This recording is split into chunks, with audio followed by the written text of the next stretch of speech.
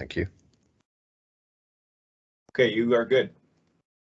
Okay, thanks. So today is the GBRS work session. We're covering the HLB work plan. Good Board of Supervisors, committees and subcommittees subject to the Alaska Open Meetings Act as found Alaska Statute 44.62.310 and Anchorage Municipal Code 1.25 public meetings. Good Board of Supervisors operates under the Girdwood Public Meeting Standards of Conduct. I'll call the meeting to order at 7:02 and we'll do a roll call. My name is Mike Edgington. I'm co-chair and land use supervisor. Guy? Guy Wade, Fire Department.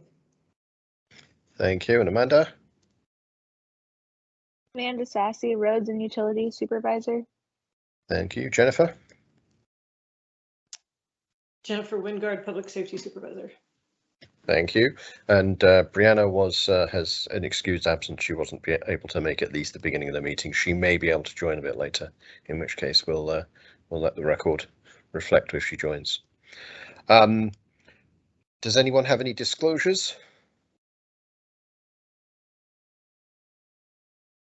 I'm not sure if I need to disclose, but the plan does reference the Girdwood area plan update, which I am a part of as an executive member. Right. I would say that's not a substantial conflict. So unless I hear any objection to that, we'll move on. I do notice that my wife's name is on the back page. I think she took the photo that's on the back page, but again, I'm not even going to suggest that's a conflict of any sort. Okay, so we'll move on to agenda. We hear a motion to approve today's agenda. I'll move to approve. Thank you, Amanda. And second? I'll second. Thanks, Guy. If there are no objections, I'm not hearing any objections, so we'll consider that approved. Announcements. Public is encouraged to ask questions and provide comment. Please raise your hand and wait to be acknowledged. To help discussion stay productive, please direct your comments to the board rather than other members of the public. Keep your comments focused on the business under discussion. Be respectful of everyone's opinions. There is a comment in the agenda about where the plan lives. So we'll go straight into item 1, which is to continue the discussion on the HLB annual plan and I think 5-year work plan. Excellent. I think we got to the end of chapter 4. Does anyone have any comments or thoughts or anything they want to reflect on our previous meeting? Or really anything on the beginning of the document? Any further thoughts?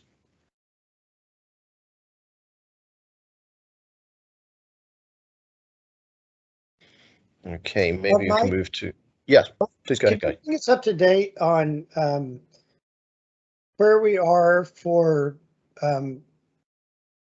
being able to fit our comments into the public process with HLB? Yeah, sure. So we're actually, that's probably best covered under item number 2. We have discussed how to provide the comments by the April 8th. There is a deadline for getting them into the appendix for publication or for passing on to the advisory committee members. So it'll be part of the official document. And then there's there'll be another deadline for additional public comments, which includes the public hearing in front of the advisory commission, where comments will make their way into the document for the assembly approval. But we could discuss that under item 2 about how we want to proceed there. And then we'll have to either schedule a meeting. Well, we'll discuss that later. Okay, thanks. Okay, so I think if we go to I think it's page 42. So last time we covered the first few chapters, but not the specific parcels and the specific things planned for the parcels. So actually the first section of chapter 4, first couple of sections, cover the parcels elsewhere in the municipality. So if anybody has any comments or thoughts, because we can comment on anywhere, we can comment on the material on the Eagle River, we can comment on anything within the document. So if anyone has any comments on the material for other parts of the municipality, we could discuss that now. Otherwise, we'll go to the Turnigan Arm and Girdwood sections. I was actually interested reading through all the other projects that they have going on outside of Turnigan Arm, but I don't have any particular feedback that I think makes sense for GBOS or from GBOS.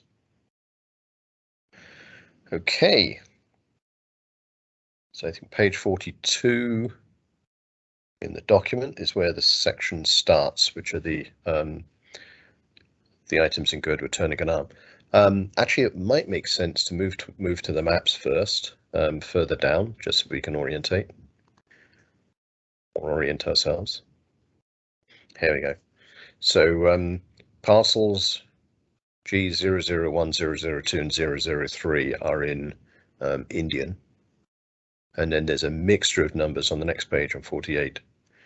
This is the ones in Bird, and there's a mixture of different, was it 299 to 305, sorry.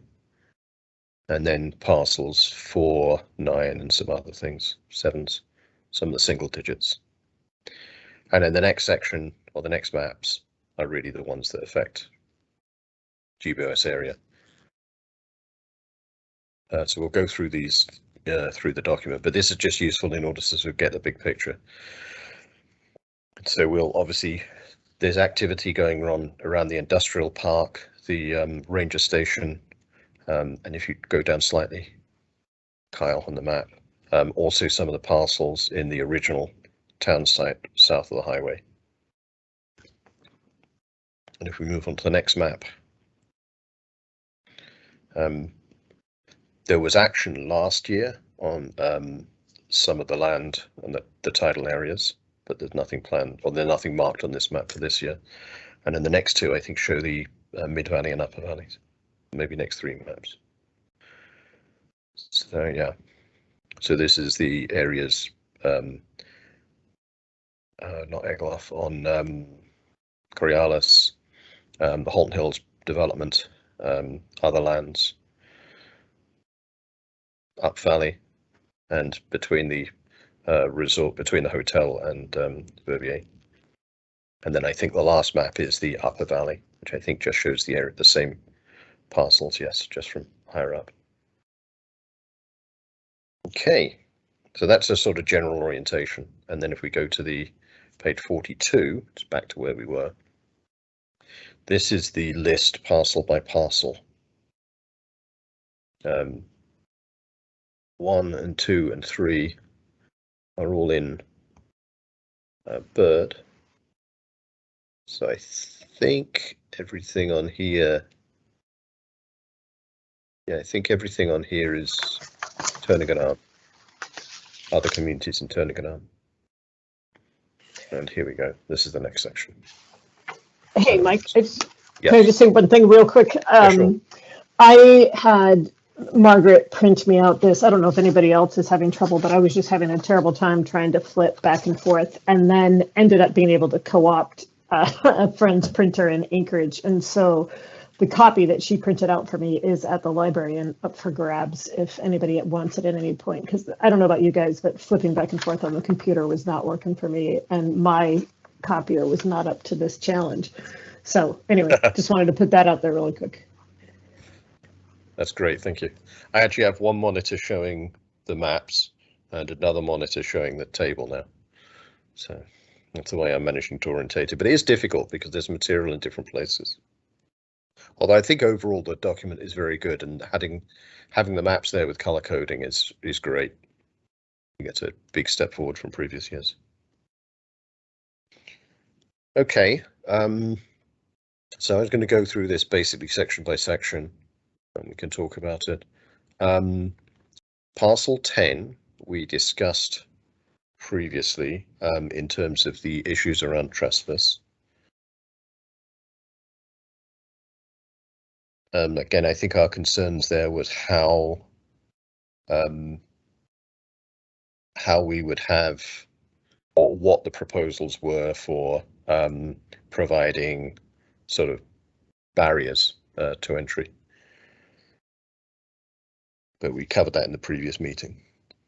Holton Hills is the next section.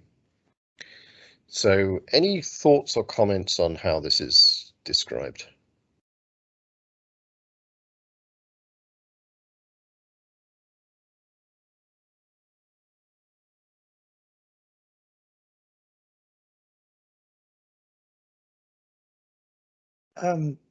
Do we know if this is the most up-to-date plan, or I doubt it is, right? So I guess as a board, how do we get information from the proposed developers? And I guess that's my main question. Right. Yeah, I think communication has been limited so far. There was, I think we mentioned, actually, no, it wasn't the previous GBOS meeting. I think it was after the last GBOS meeting. There was an item at the assembly at their previous meeting, or maybe 2 meetings ago, because they've had a couple of special meetings, which approved $50,000 to be spent on public engagement for this project. That contract has gone to Dal. So Dal will now be responsible, or they have the public engagement people in Dal will be responsible for the for communication with the public about the project, particularly around aspects of planning, but I believe also around aspects of the land sale. I'm not sure where the boundary is between what they will be doing, what HLB will be doing. That's a valid question, I think, for HLB. As far as, sorry. Sorry, go ahead. No, please go ahead. You go ahead. Does HLB have a standard like 30-day or 60-day public notice on that? And Dal will probably be able to answer that. I've worked with Dal in the past, so I'm sure they can probably define that. But has there been a set like public comment period?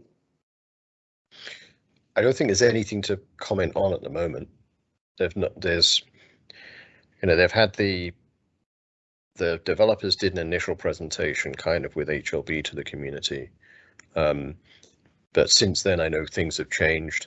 I'm told that the development agreement is, well, as of the end of last week, had not been signed, with an expectation it would be signed this week. So I guess that's one thing we can ask, that it's updated to clarify the status of the development agreement, and it would continue to be updated through the public through this document as this document gets approved. So without knowing what we don't know what's in the development agreement, and we don't know what the terms are. I think that will be part of the at least discussion, if not being made public.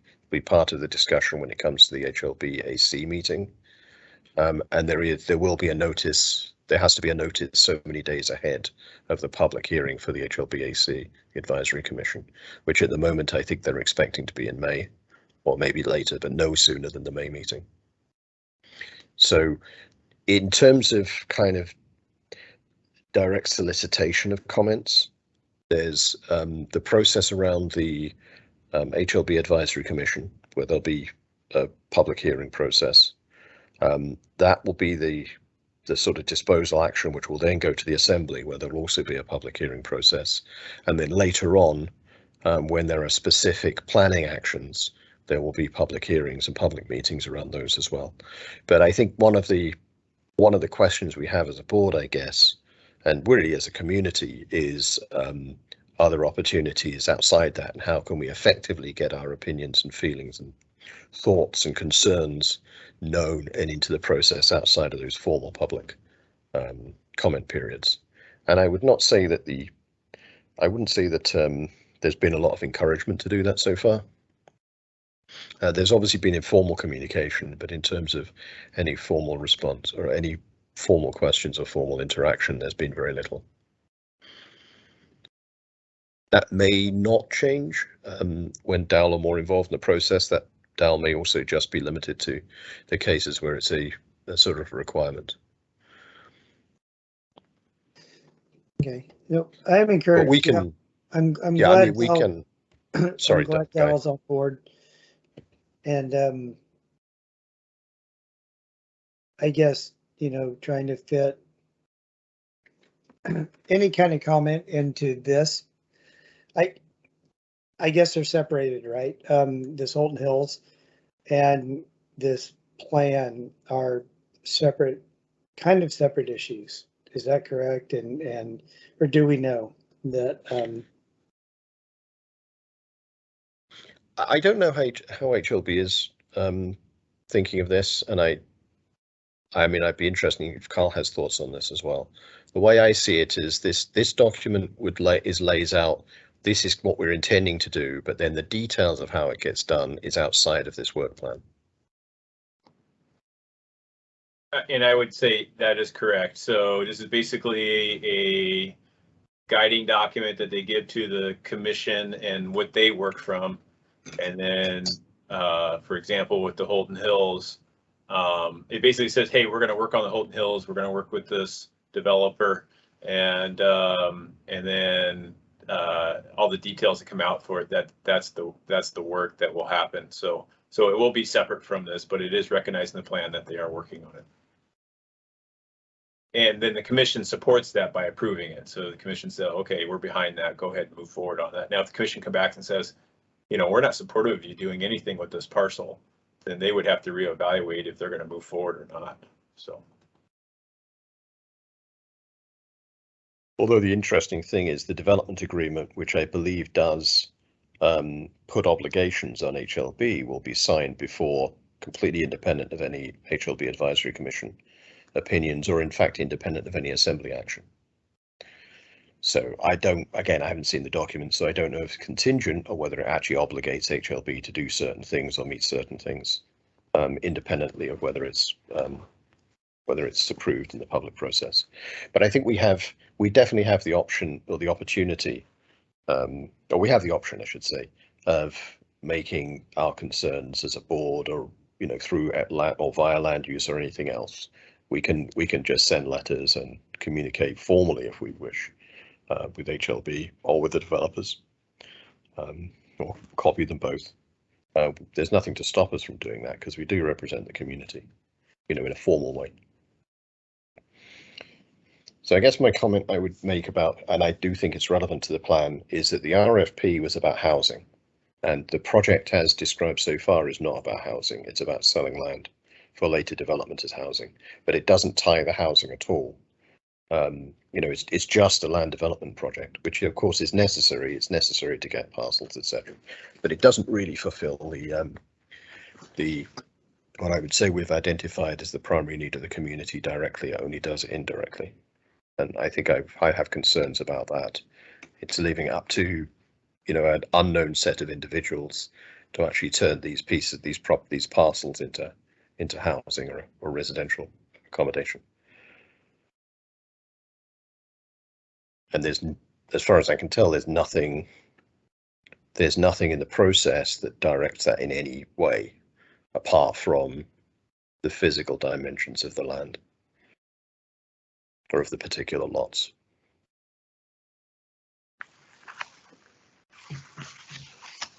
So, Mike, can I jump in, or is it easier if I please, raise hand? What works best? No, just go ahead. Just jump in. Just go ahead. It's a work session, so.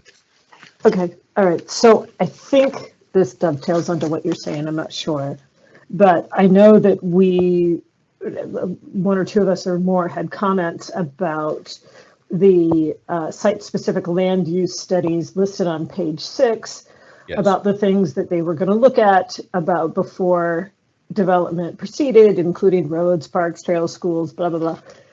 And we noted that it did not include anything about the impacts on housing availability. And that makes sense historically, but makes almost no sense now, even statewide, never mind just for Girdwood. So I see what we're looking at right here on the plans for, development agreement, subordination agreement, blah, blah, blah. And again, notably missing impacts on the community, especially community priorities, or in this case, our ongoing community crisis. So I think that this is the place where what's missing earlier on really shows. But maybe that's just my take on it. Yeah, I agree with you. I think that there'd be we'd have effectively a recommendation. There should be a study associated with this development or the impact, the broader impact on the community.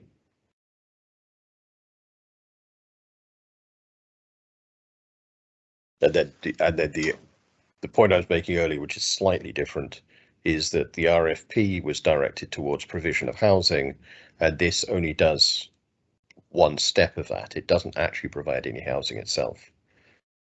And there's no guarantee that development of this, from making these lots available for private sale, actually generates any housing or generates the type of housing needed for the community. Well, right, that's where the term housing gets slippery, because Connie might argue that it is going to end up providing housing. In fact, she has argued exactly that. It just doesn't address the crisis part of our housing situation. It doesn't necessarily address anything about the type of housing. I mean, you can, that it points in, I think it doesn't preclude a result that could generate a range of housing options, but it doesn't guarantee it, and there's nothing that forces it to be like that, or even, promotes the range of housing that's necessary. Right. Every one of these could be a very large, 3,000 square foot plus high-end home. Everything built there could be. There's nothing that, except for the multifamily, of course, which could be very high-end multifamily homes. The townhouses could be, like the one that recently sold for 980,000. So there's nothing in here that necessarily aligns the type of housing that we'll end up with the needs of the community. And the RFP was sold on the idea of providing housing which was suitable for the community use, not just one small sector of the market. Right. So another way to look at this then, or another approach on this, is to refer to that rainbow chart we were looking at in Imagine Girdwood. And Holton Hills, as it's currently playing out, seems to, I know that I'm referring to something that happened outside of this meeting, but it seems to be targeting all forest green properties. And even without knowing the pie chart or anything else about it, the other way to put this is that, as you say, it's so far it looks like it has only a small section of the market that's going to be met. And I think it's kind of beyond argument that that Girdwood is not even generally interested in providing housing for only the top, whatever small percent that is. Right. Or, the primary residence versus second home issue. Yes. Is the other thing here. I mean, there's nothing necessarily that, or at least we're not aware of anything which ties this into residential versus vacation homes. Correct. Or small businesses, or commercial use in terms of Airbnbs. Right.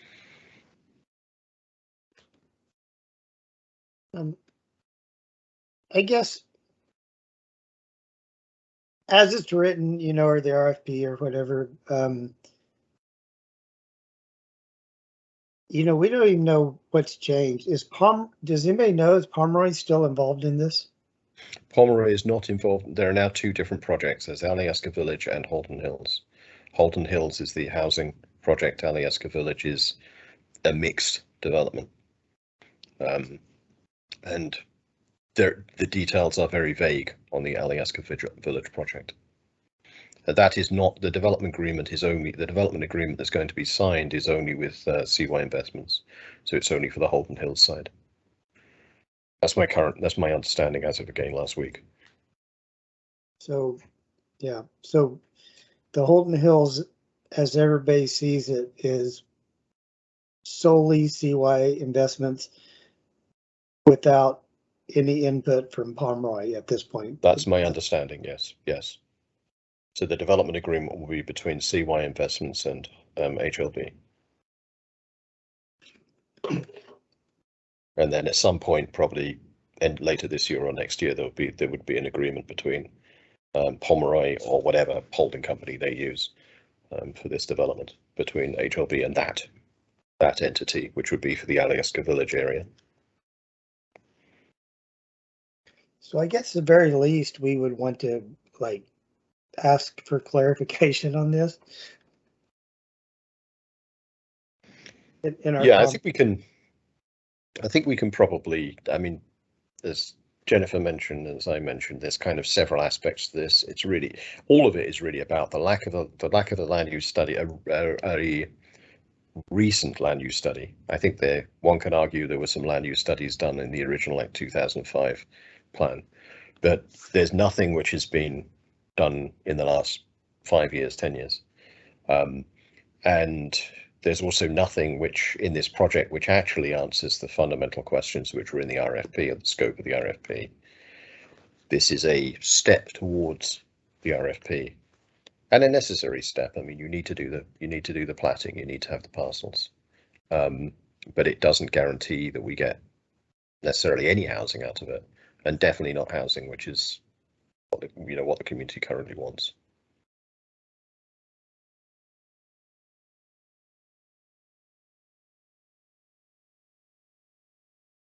And then the third consideration, so that's two, right? The lack of the land use study, the inconsistent with the original RFP. And then the third being what could be argued to be outdated study considerations in light of recent market changes. And so I think we might be able to argue that even though it hasn't been as necessary historically, it is certainly necessary now to study impacts on workforce housing, for example, or actual affordable housing. Well, I know, loaded term, sorry, but this fundamentally changes the nature of Girdwood into, is it Vale that has almost all higher end homes and no, I feel like Holton Hills is where we decide what Girdwood is going to look like in terms of the housing breakdown. And maybe we don't get to decide, but we can certainly lobby as hard as possible. Lobby is the right term, because we don't get to decide. Right.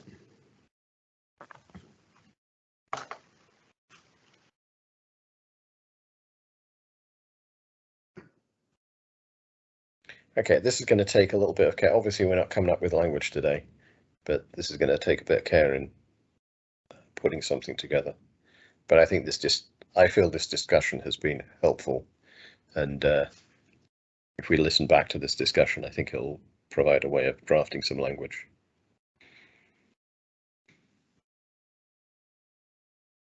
I think so too. It looks good, Mike. Or it sounds good. I'll have to transcribe it to make it look good. Margaret. That's actually Teams will do it for you. You can transcribe. I also wanted to bring out that comment on trails buffers, because I've heard other people talking about this. There's a point in the last column about trail buffers are being recommended to maintain primitive nature of some, but uninsured development will not be visible to others. I know there's been concern from a number of members of the community about the trails.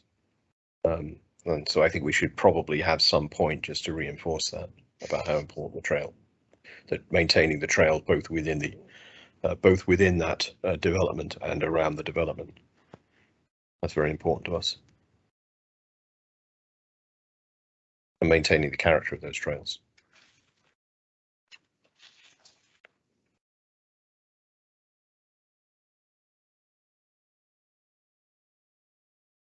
Okay, anything more on, I mean, obviously there's a lot more going on Holton Hills, but within the context of the work plan, is there anything more we did need to discuss on the Holton Hills development? Or Alyeska Village development? I guess just So we will draft a comment to it, right? As a board? We will draft a comment and then we will discuss, we will have to discuss that. If we're going to take a formal action, we will have to discuss the draft in a meeting where we can take action. So in a real meeting, a special meeting or a regular meeting. Okay.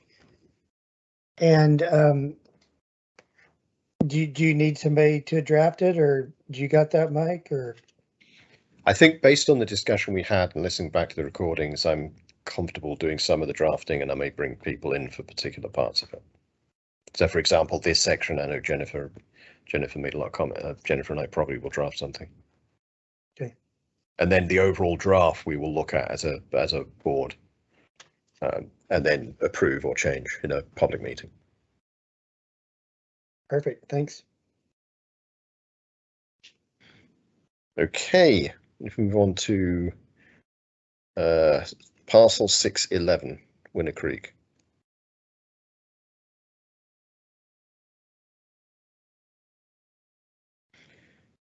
So, Kyle, can you remind me, how is the ownership of the Four Corners section? Is it owned by HLB, managed by Parks and Rec, or is it actually being transferred to Parks and Rec? What's that piece of land, the status of it at the moment? So where the tram is now? Yeah. Yeah, so it is owned, the land's owned by HLB, and we have a permit for managing the tram there, Okay. which is a yearly permit, that aspect. So the long-term objective would be easement for that section that the Forest Service would take over when the bridge is built. So that would be the long-term aspect to it. So when it says here, staff is participating and will ensure that it's built to USFS standards, am I right in thinking the way that's written is that all the decisions are made by HLB? Is that your understanding of the status? They, well, it's very clear they want it built to US Forest Service standards. And so, my department's in total agreement with that. Because our long-term objective is for the US Forest Service to manage that into the future. So ultimately, yes, in the end, they have decision-making about allowing this bridge to happen, just as much as allowing the hand tram to happen, since they're the principal land manager for that area.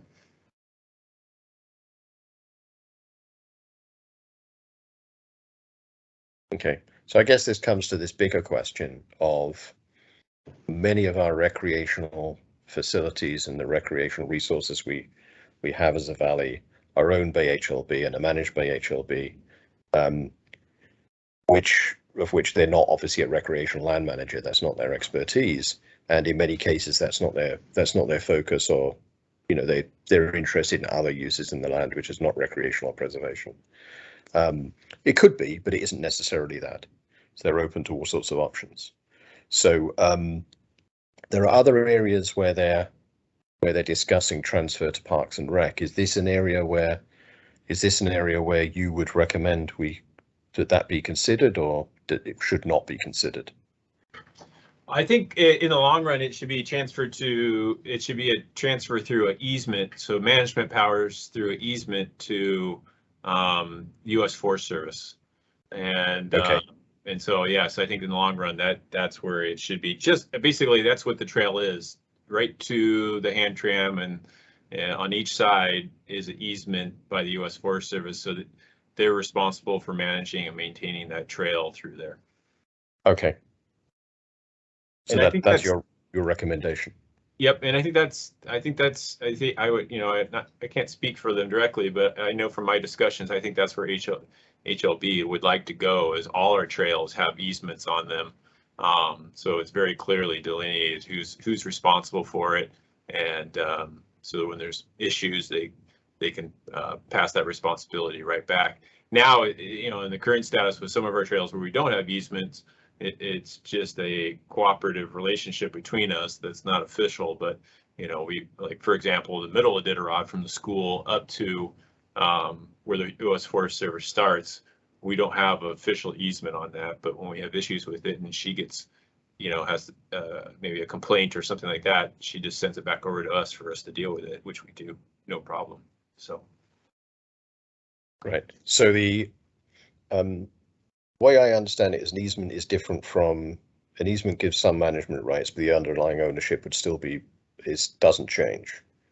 So is that the recommendation would be that the ownership, it's still owned by HLB, but that the easement would give the easement would be for US FS to manage.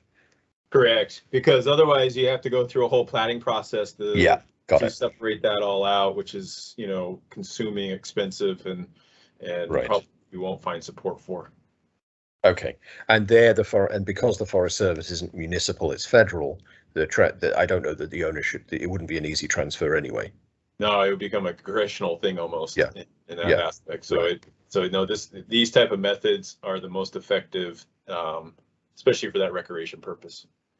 Okay, well, yeah, the only reason I'm still thinking about this is for recreational purposes. HLB are not a recreational land manager. Parks and Rec is. Now, there are other issues about whether we want to, you know, whether we want to take on that responsibility is a separate issue. But in terms of the actual, you know, the focus of the organization, all of the recreational resources we have in the valley, which are primarily recreational but owned by HLB, there's inherent tension between, I think, what we as in a community want them to be for, and what HLB, you know, what they look for, which is a wide range of things. And we'll be touching on that again a little bit, I think, in the next item. So I think there is this kind of fundamental tension in a lot of the HLB land. So I'm interested, obviously, in as a professional, in your thoughts about what Parks and Rec, what's suitable for Parks and Rec and what isn't. Well, I think I do agree that Parks and Rec should probably be really, you know, a primary land manager for tracks that have dense recreational use. But with that comes the responsibility of ownership, which then comes the responsibility of funding, which then becomes the burden of the taxpayer. So, so all those things have to be considered as we explore those options. But you know, I guess, you know, the elephant in the room would be, for example, the 5K area.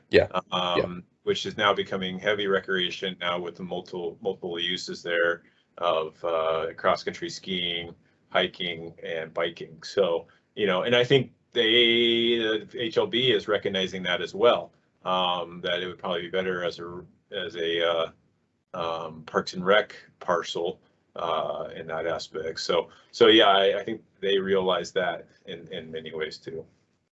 Yeah, I think that's again, that's a discussion we can have as a community, that if we want, you know, there's often criticism if we don't control the land around us. So if we want to, we may have to increase our taxes to pay for it and to pay for the management of it, because we're not, you know, we wouldn't have the option of selling it to a developer or to a third party or something else. So that's a discussion we can have. Sure. I just wanted to get your general thoughts on it, because this is, you know, this isn't just a 1-year plan, this is a 5-year plan. So some of these things we're discussing now are within that 5-year, but potentially within that 5-year time frame. Correct. Yeah, you know, in some of these easements too, you know, by establishing it in the plan with the easement, you know, future development down the road, especially any sort of replatting process, could help to protect those trails. In that aspect, and like for example, the Lower Iditarod, with the replat down there for those 5 parcels, they are able to put in a plat note which gave a 100-foot buffer on each side for the Lower Iditarod trail. So it's recognized on a plat, so that helps make it more official and protect that recreation corridor. Right, although the trail doesn't actually go within 500 feet, within 100 feet of those parcels, does it?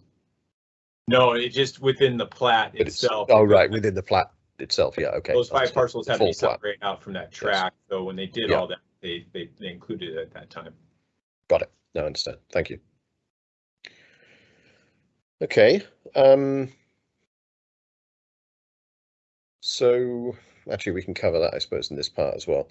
It's mentioned in this section about the natural area plan. So the staff recommends development of Winter Creek Natural Area Plan. This is mentioned elsewhere in terms of natural area plan developments, in this and the following one, the open space master plan.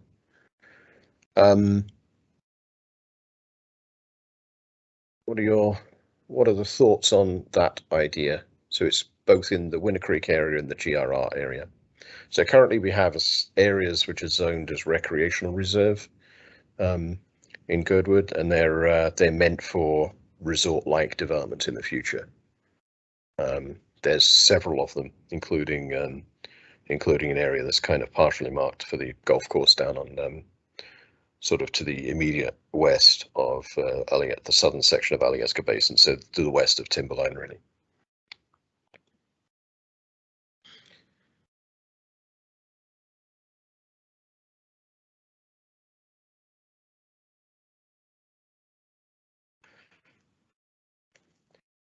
I'll talk to this briefly. I guess my concern here is there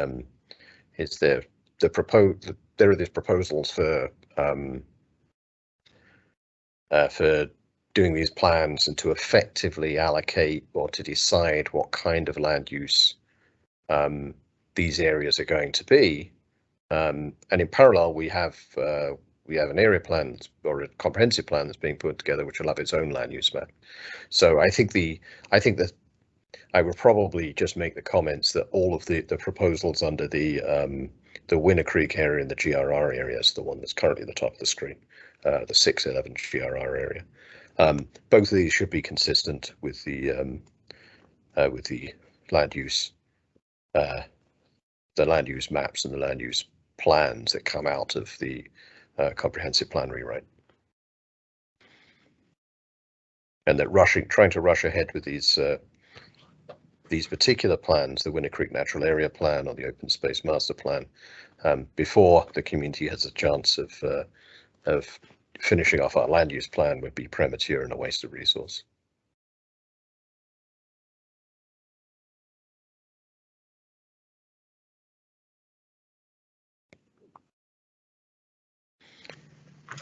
Mike, can I back up one? Yeah, sure. Second. I just had a question for Kyle, and I think this is a red herring, but I had noted it and then forgot to mention it. I don't think it's significant, but should I read anything into this business back on the Winter Creek Bridge about building that to U.S. Forest Service standards when, if I remember correctly, we've had a couple things where we were wanting to change or modify USSF standards, and we were going to do it with the Forest Service involvement. Am I remembering this all correctly? This isn't language aimed at those modifications in your estimation. I mean, did this raise any concerns for you at all?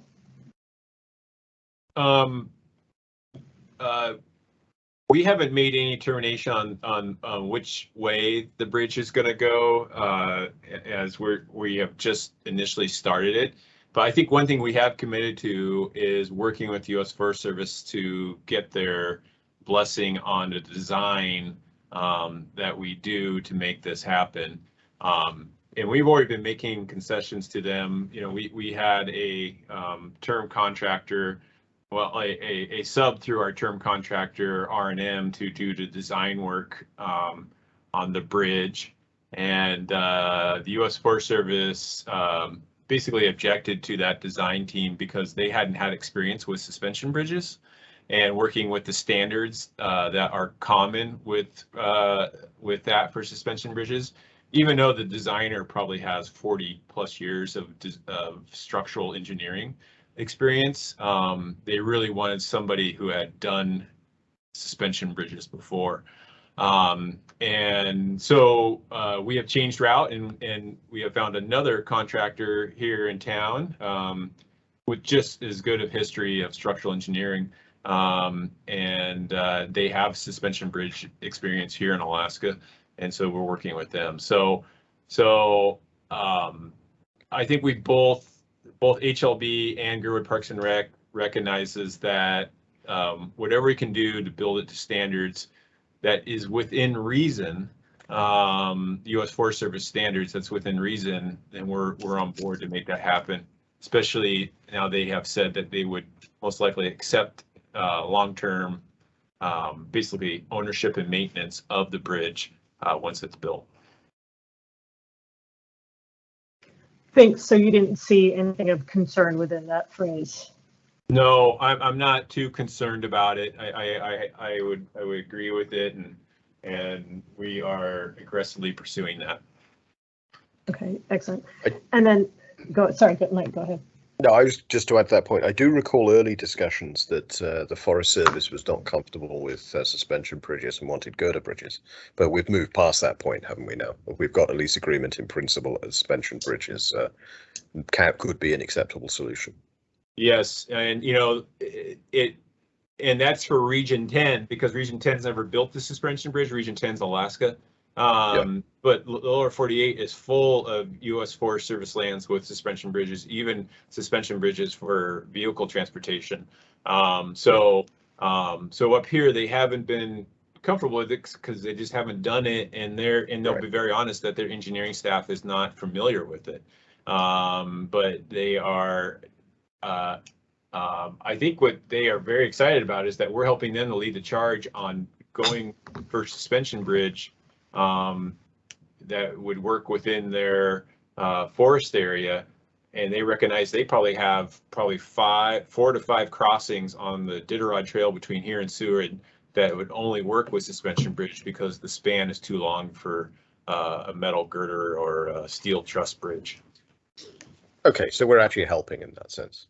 Yes, and so they are very, I think, in the sense as an engineer can be excited to maybe go this route so they can go to the prototype. Hey, Kyle. Point taken, Kyle. Well, what firm is that's looking at it? We're working right now. We're and we are hopefully to have a meeting with the Forest Service this week. The lead engineer is gone, but we have Reed Milliton. Who has the experience with suspension bridges. Within the last 5 years, they just built one on J-Bear. So talk about a federal contract in military oversight. So we're working to work with them. And we worked with Reed Milliton.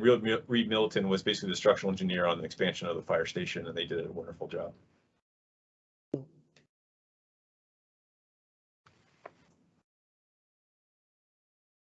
Thank you. Jennifer, you had something else you were going to say, I think. Oh, yeah. So now I was circling back to where you actually were. Sorry for the regression there. Speaking of just paying close attention to the language, I see the word primitive trails under the GORR areas that where we were. And that's a specific phrase, which is certainly almost, one could argue, been flogged within the trails plan, that and natural spaces, right? And so I think that I have seen earlier in this plan, and then again hinted at here, that HLB is positioning itself to take a different position on natural spaces than what might emerge from what seems to be emerging from the Trails Committee. Am I misreading that? I think it's stated almost explicitly at the earlier on that I thought so too. They're not going to pay much attention. It's probably a slight over exaggeration to say they're not going to pay any attention to any Goodwood Trails plan. But I think what's the actual words? Well, I forget what they were, but they were explicit. Yeah. And in I think a less than cooperative language. Right. Okay. So once again, I just wanted to point out that I think that the base that's set up earlier then comes into play here. And I don't know if this is something we're going to want to comment or not. I just see potential conflict with community goals, at least community goals, as seem to be emerging from trails. Yeah, I think that's a general comment we should make about what HLBs say in the. It's actually, if you want to go back just so we can review and reference it, Kyle, it's on page 17 in the document, which is page 20 in the PDF. The Goodwood Trails Natural Space Plan. The basic sentiment of that paragraph is that we're going to do our own stuff on HLB. We're going to impose our own standards on HLB, and we're going to ignore whatever the plan says. That's a slight overstatement, but not by much. The Girdwood Trails and Natural Spaces Plan section. So I'll let you read it at your own.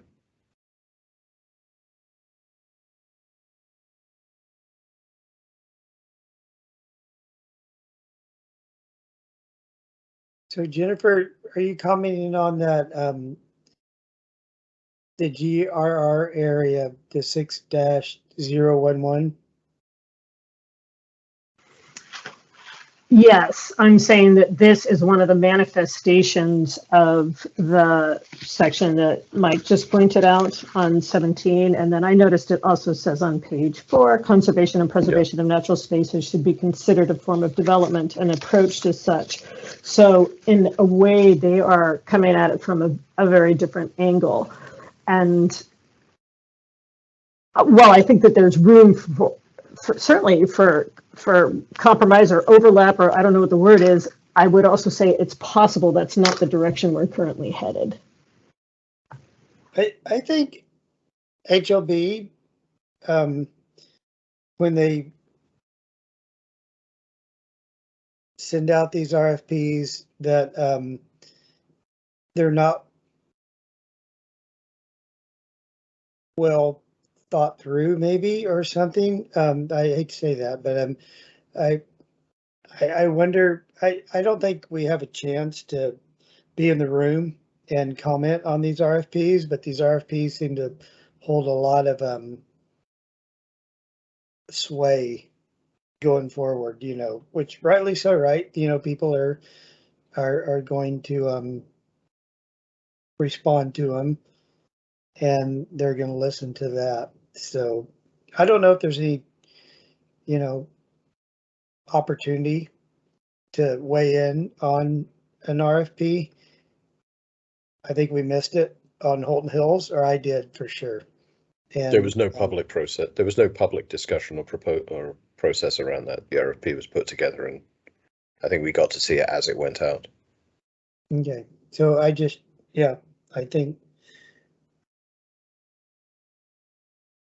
I don't know how much sway we have with our comments, but it would be good to be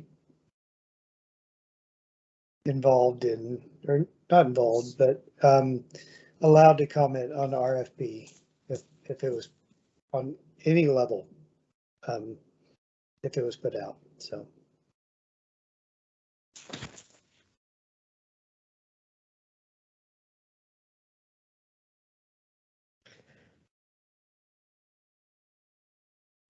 Well, the other thing we might have an opportunity to do here is to reiterate our GBOS support for plans emanating from the community. And it says, I mean, this is also a situation where I think some of their purposes are cross purposes, because they state an interest in community, or they state that land management plans will be included and comprehensive plans will be included. And then this, so these, in a way, these two, so we can support, or I think we could throw support around their acknowledgement of the importance of community development plans, for example. And just maybe there is some way we could acknowledge the Girdwood goals in this GRR area without directly taking them on. I mean, I don't know, but one way or the other, as I said, I see a potential for conflict here, and anything that we could head off at the pass would be great. Yeah, I think there's a clear statement of conflict. I mean, there's, this section on page 17 basically says HLB owns the land. HLB will do what they want to with the land, irrespective of, not quite irrespective of whatever the comprehensive plans are. But if we disagree, we will make that very clearly known, and we may or may not do our own stuff. Yeah. So let's comment on that. What do you think? Yeah, I mean that ultimately is the big message I'm seeing in this whole document, which is why I wanted to make sure we went through it in the work sessions. I don't think it's by accident, but it clearly states in a number of places that we own the land. We will do what we want to with the land, independently of what communities may wish. Now there is still a democratic process going on around this, but it doesn't.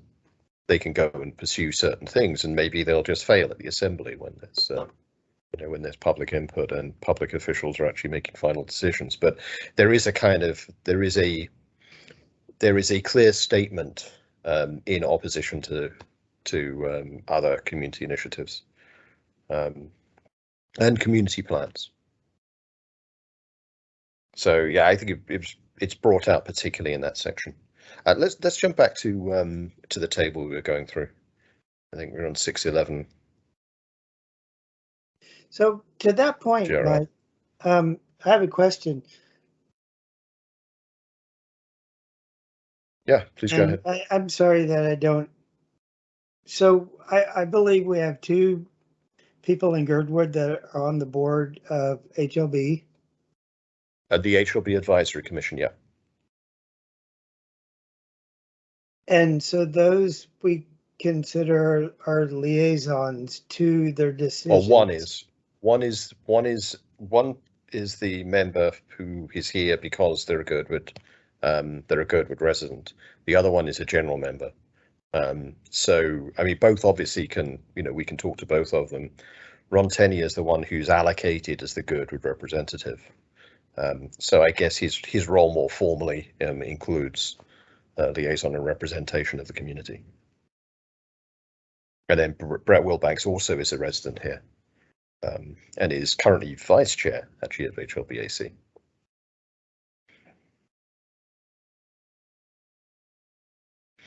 So we can definitely communicate our concerns through those to the advisory commission, but the advisory commission is again advisory to HLB. Okay. So I guess I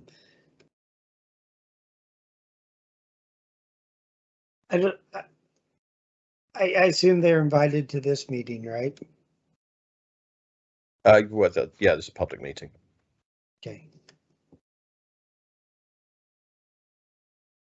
Just to that point, we did receive an email from Shelley at HLB saying that they were aware of this meeting, but they decided not to attend so that, as they do with most community councils, so the GBOS can just talk candidly and openly about what they feel about the plan. They do plan to respond to comments that are submitted by April 8th. I did see that, and I did appreciate that reply from her, because yeah, no, that's understandable, but it just seems like that we should have, or me, or so, I guess I'm just not informed enough I should spend more time trying to ferret all this out, but some of these I guess yeah, some of these issues would be nice to or be you know what I'm saying, it would be, I should be better informed on this, but maybe if there was a true liaison between the community and, or somebody, I hate to make somebody report to us, but it'd be nice to have that in place. I don't know if that's an option, but anyway. Yeah, I think there needs to be better communication overall. Mike, I'm glad that you came up with this. I'm super glad that we're coming through this like this. And sorry to get us kind of stalled out on this a little bit. But Guy, I did want to mention, I'm fairly sure that they are going through these, at least one or two people over at HLB are going through the transcripts of these meetings. Yeah. Or listening to them. So they are paying pretty close attention. And the other thing I would say is that I think if you had specific questions, it's not an issue at all to call them up and ask them. They've been super responsive and are very open to it. I think they're consciously trying to stay out of this conversation. And I, for one, I think there might be some use to that for us too, to, I mean, we can't really talk candidly because this is all public record, but we can at least kind of focus on what Girdwood thinks about this rather than, I think we need to stay focused on what we think and what Girdwood wants to react to this, maybe before we get knotted up in liaison with HLB, but that's just my thoughts about it. I kind of appreciate this opportunity to speak amongst ourselves, and we don't have this opportunity within public meetings. I mean, sorry, within regular GBOS meetings. This isn't a public meeting, but within our regular GBOS meetings, we would not have the opportunity to get this in depth and make sure we understand every aspect of this. But it's becoming increasingly clear, especially with Holton Hills, that we need to pay close attention to HLB plans. Yep. No, I agree, Jennifer. I totally, yep. I appreciate the opportunity to talk candidly during these meetings. So I guess just wishful thinking maybe, or, something I can put on my list to do, in the future, but we're all busy, right? So, it's hard to fit everything in, but I do agree that I'm not glad HLB's here, but it makes sense that they're not.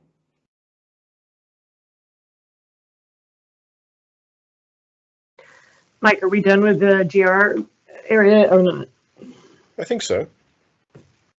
I would just point out the Alyeska Village is, just to make sure I think everyone knows here, but the area that Alyeska Village is set for, is going to be, or is supposed to be, is an area that currently is used purely for recreation. It's the area where the Forest Loop Trail was originally proposed.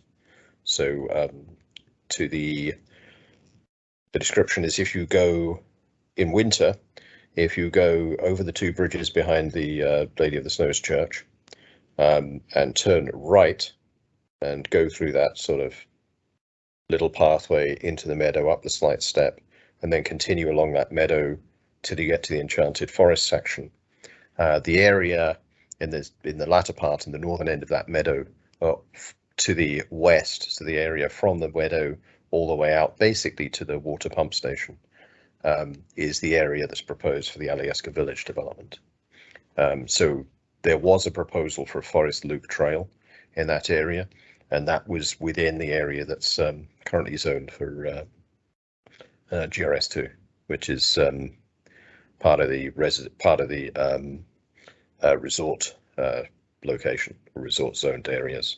And that's probably somewhere, if this proposal had come after we went through the land use discussions for the rewrite of the comprehensive plan, I suspect that's one of the areas that would get zoned into something else and would not be seen as an area for primary resort development.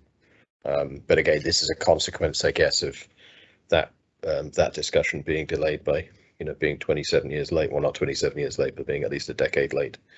And this proposal sort of jumping up in front of it. Amanda.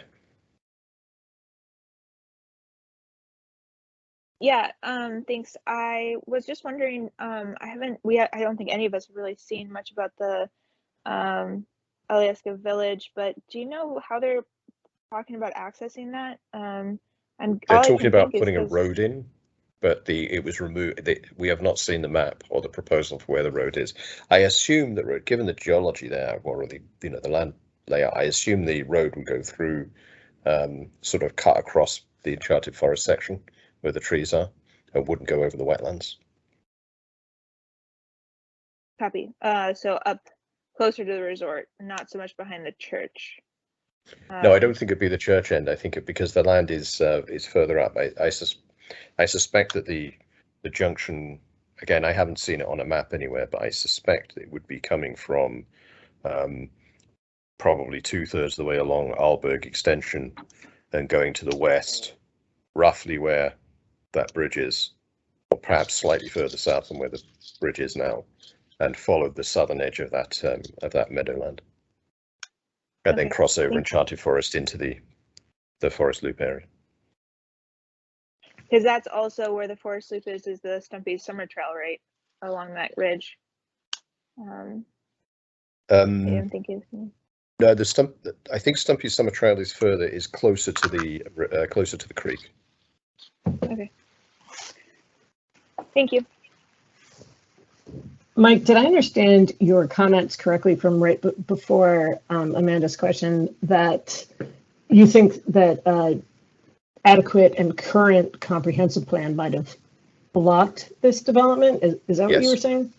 Yes, I think it was very likely, based on discussions I've had generally, I think it's very likely that the area that's been proposed for Alyeska Village would not be, if there'd been a comprehensive plan, if we'd gone through and redone the land use map and had a community discussion, I do not think that area would have been zoned for sort of higher density resort development. And I assume by extension, you're saying that it's now essentially too late. I don't know that it's too late, but it's likely it's too late. I mean, obviously, if the development goes ahead and they sell the land and do that, it'll be, I presume, grandfathered in at whatever the current zoning is. I don't know that's the case, but I don't think the community has a proper understanding of where that proposal actually is. And the impact I think it will come as a surprise to many people that that's an area that's intended to be commercial, 7 acres of commercial development. I think so too, because the impact is going to be huge. Yeah.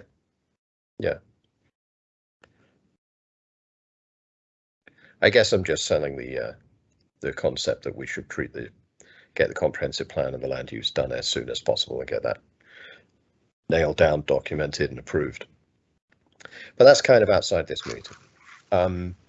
Although it's just a good illustration, I think, of a mismatch of where the community is now to where the community was 27, 28 years ago. And all of these, these plans and these discussions are all with respect to what we wanted 28 years ago. Okay, I'm going to skip forward because we do have enough time, but I want to keep things moving. 612, obviously, I believe that's what used to. That's the.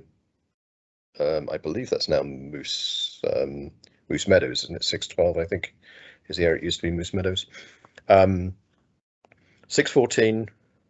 This is the area that's basically underneath Chair 7, which is currently HLB land, but obviously is being used and leased to Pomeroy, and there's not necessarily any value in HLB maintaining this. So my sense is this makes perfect sense.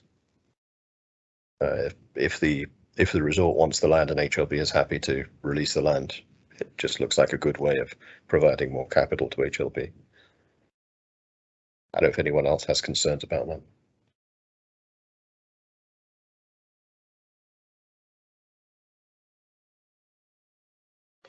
I think this area has been there's been development talk about this area for years.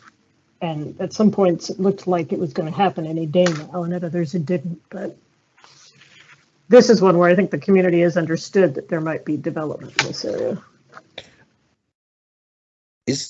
I'm not sure there's any plans for development as such here. There's an area to the immediate west of that, around or both along the road and and just to the east of the Arlberg extension, what was it called? Winter Creek Extension Trail. I think that area has been proposed development, but that area is actually owned by the resort now. I'm not sure if this tract had any development plans on it. It may have done. I thought it was part of the resort extension. I'm probably not aware of. I'm not aware of what the development plan was. But, okay. All right, no worries. Doesn't matter. Right. It's just not something I've noticed. No worries. Anyway, we don't care right now. I mean, it's not. Sorry, it's not that we don't care, but it's not the biggest. No, I think this. Yeah. I mean, to me, this makes sense. This seems like a good way of taking a piece of land which the resort would like to own. HLB owns, but isn't going to do anything other than lease to the resort. So why not?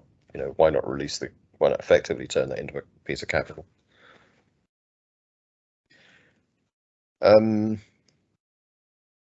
15 is. Oh, yeah, that's right. 15 is the area just beyond the bus turnaround on the left-hand side of Crow Creek, and there's nothing specifically planned there. Can't remember where's 16.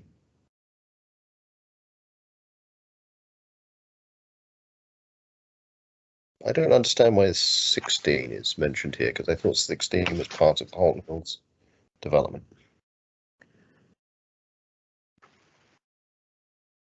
That might be misnumbering.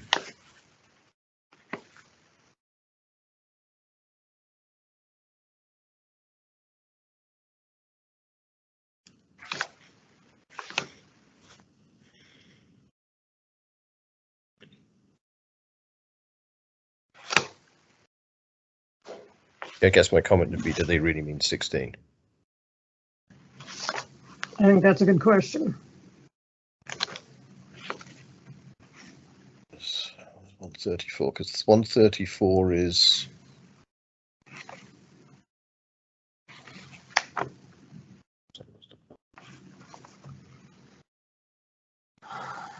Oh, I see. Sorry. Yeah. Okay. Now I understand. So these are distinct areas of land. So this is the. I've not seen anything other than I've not seen or heard any information about this proposal except for this paragraph.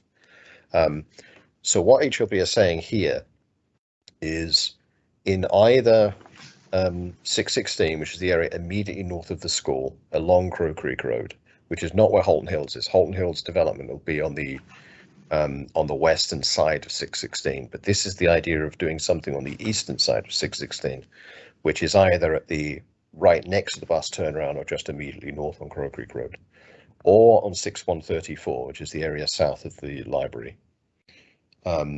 Or there was one other parcel as well. I think it was. I can't remember what it was. Sorry, I'll have to go back.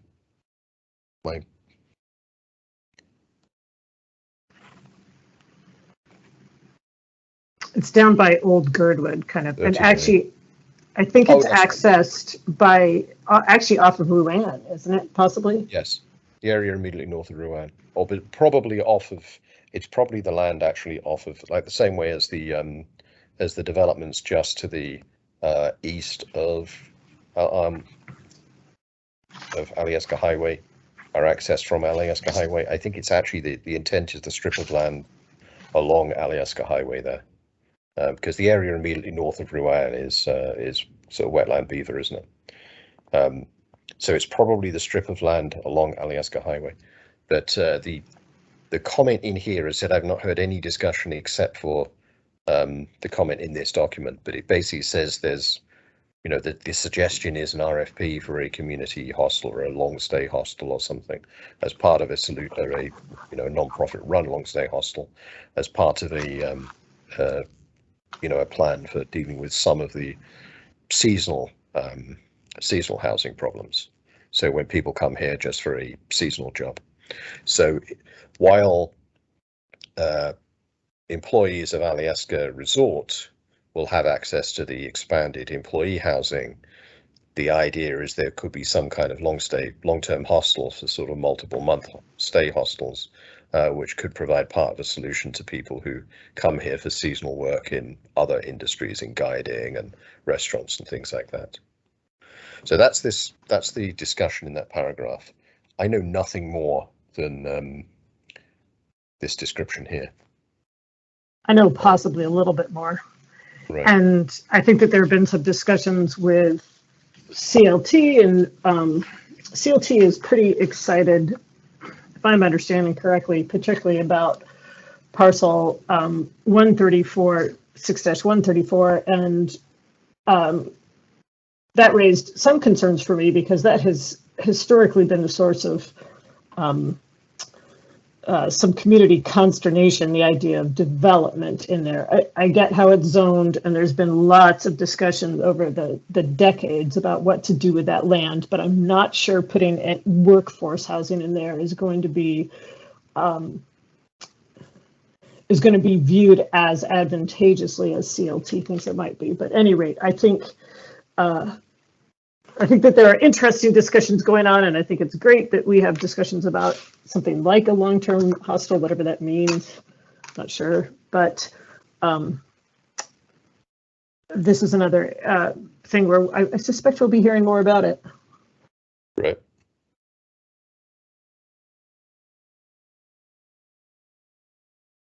If it's an RFP, then I guess it'll require all the things an RFP typically requires. So while we might not see anything until the RFP comes out, at least there'll be some sort of information about what the requirements are. Right.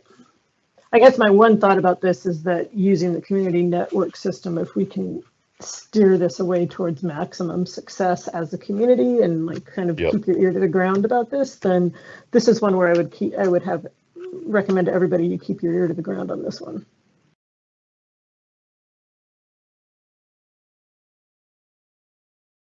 So I guess we'll have the same question about what matters is the details of what goes into the RFP and whether it matches the needs of the community.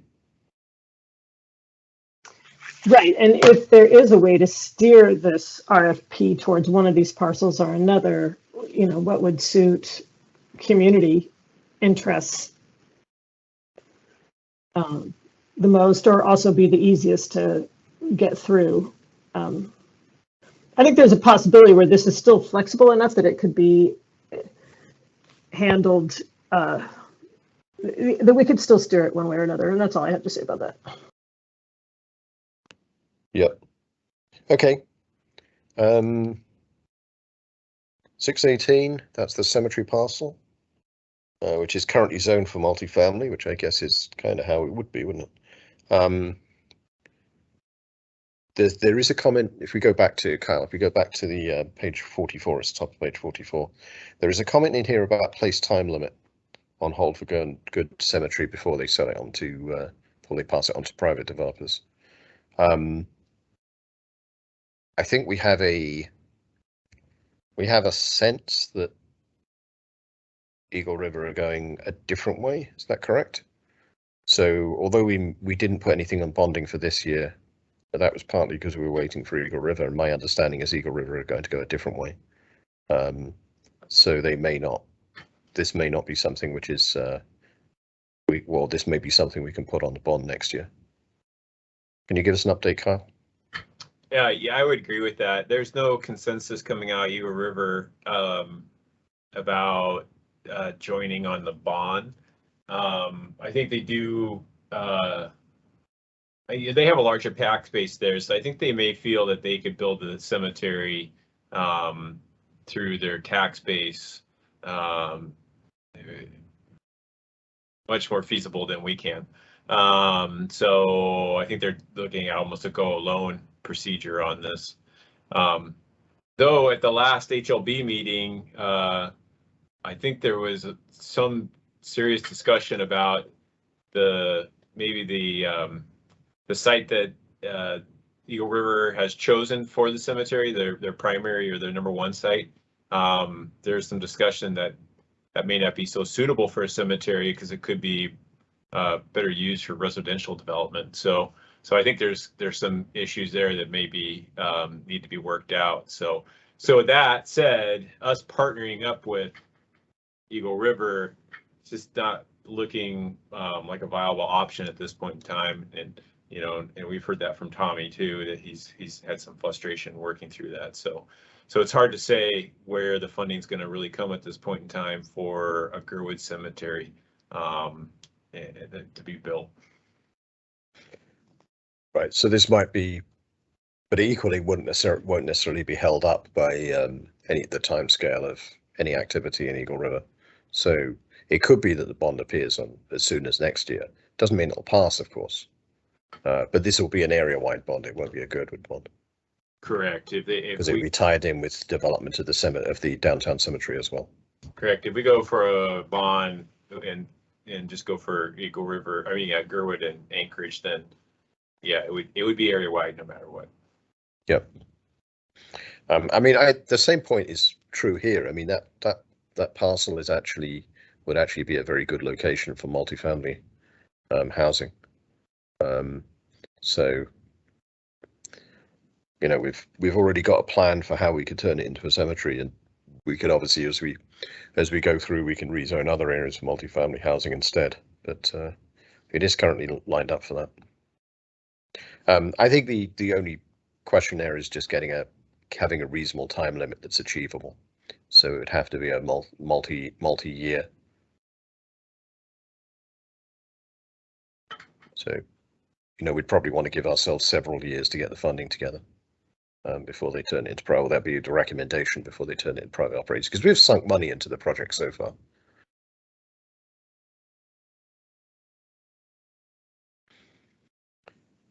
Okay. 19B, which is where that is. Oh, 19B is the area between California Creek and the ACS building, isn't it? Correct. It's right behind the police substation next to the parking lot. Yep. It's a small. Okay. What we mostly deal with plans. there is homeless camps. Right. Okay. Any comments or thoughts there?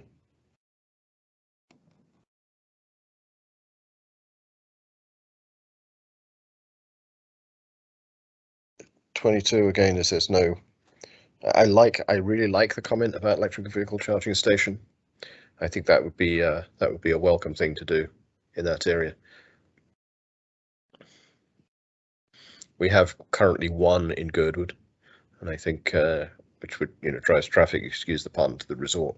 I think it'd be good to have something in the town square area as well. So I would be supportive. Going through 29. That's the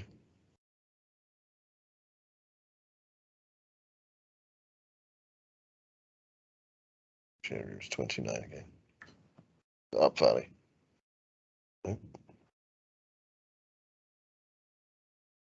Oh yes, that's the area. 29 is the area to the east of Town Square, behind the spoon line, etc., up to the grind. I wasn't aware of any issues of tree harvesting there. I was interested in that comment. Is that something you've seen, Kyle? Are you aware of? I think there had been a bit of illegal activity back in there. Nothing huge, but it has maybe happened. I'm not correct. I wasn't directly involved with it. We have helped HLB in the past here with dealing with trees back there that were a hazard to the condo right there next to that parcel. But the most recently was the complaint about the snow storage that has historically happened in that corner for at least the longest I've been here. I think well before I have. The complaint about the buildup of snow in that corner, and that Girdwood needs a snow storage location within the valley somewhere, so the snow can be hauled there. So I think that was that's why that's noted on that with this parcel. Right. Is that the area where I know the condo itself has a contractor that moves snow around? Is that, are they using that same general area? They use the same snow storage, yes. Okay. So it's not just a GVSA issue. No, it's town square, common issue. And, Right. and snow storage in town square is very limited. And Yeah. so, yeah, we try to find everywhere we can to store it there to keep the town square functioning. Right. Is that something that could be part of the industrial park, permitted area in the industrial park? Or? Yes, I think it could. That'd be a prime area for it. And, we've investigated that. My first 2 years out here, we went through a whole process of looking into it. And in order to request money from the state when the capital funds were strong for the state. And, it looked like easily $1 million to develop it. Snow storage facilities are highly regulated. And so they have to be built a certain way with a certain type of drainage and things along those lines. So they're expensive to operate and maintain. Yeah. And then to fill them is very expensive because there's quite a bit of trucking. And so, for example, in Town Square, we clear it, which is, impactive on the residents. And that's part of the process. But then we would be coming back and loading trucks and moving snow, which we would typically do at night. So we're not, especially at that town, if we were doing this corner, we would do it at night to limit our interaction with traffic. So once again, impactive and very expensive for the taxpayers. Understood. Careful what you wish for.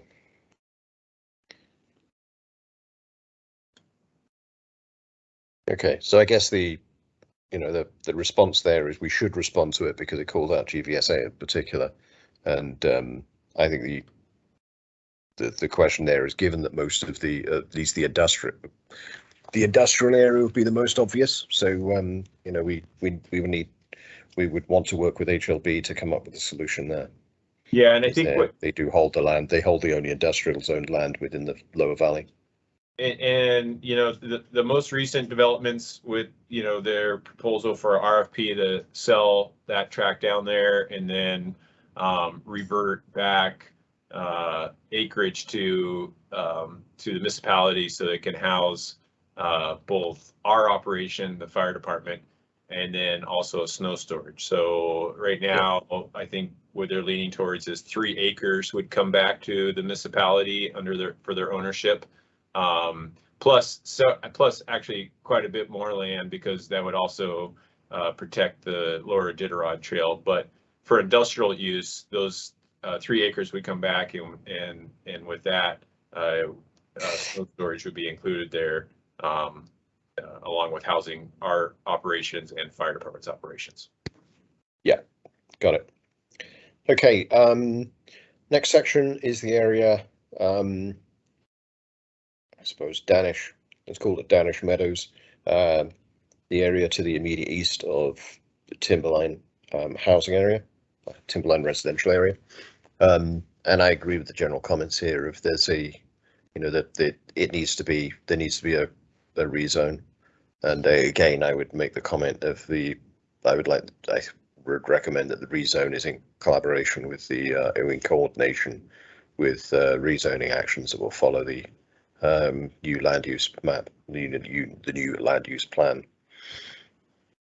Well, the land use plan, which is part of the comprehensive plan. I don't think there's any value in them going off and trying to do zoning actions that are consistent. I think going ahead and trying to do zoning actions based on the 95 plan to sort of try and bypass any action, any community desire for our new comprehensive plan is probably the wrong move. I'm not saying that's what they're suggesting. I'm just saying that's something I think we should recommend again. So it should be done in concert with the new land use plan. 38 through 41.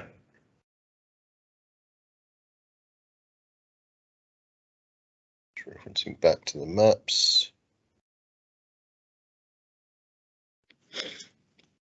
So 39 is the plat for residential lots. Again, I'd be interested in what they're talking, whether they're just talking about platting along a similar size strip to the existing housing along the eastern side of Alyeska Highway, or whether the intent is greater than that. 40 is obviously, still potentially future housing, although we know there'll be a lot of very local resistance.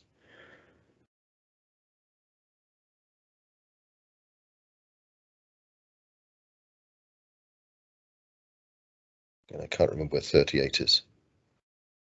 Oh yes, 38 is the area of California Creek, which again I don't think there's any much activity we can really expect there, or probably want there. I have found out that there's a lot of wildlife use in that area. There's the California Creek is kind of a fairly widely used wildlife corridor, particularly for bears. We see a friend of mine has a game cam up there, and we frequently see brown bear activity in that area. A surprisingly large number of brown bears in a typical year.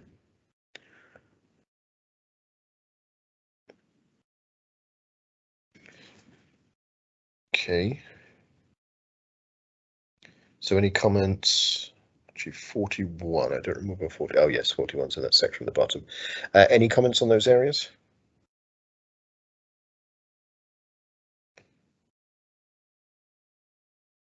Okay. 43 is the action to sell to the Forest Service. Okay, and I just say we're generally. My sense is, well, we know we're supportive because we passed a resolution in support of it. And I think we can reflect the large amount of community feedback that was supportive of that.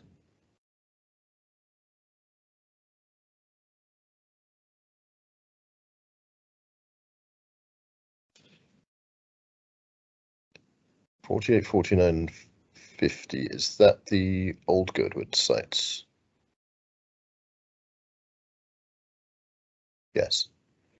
That's the area that has the communications tower in Old Goodwood.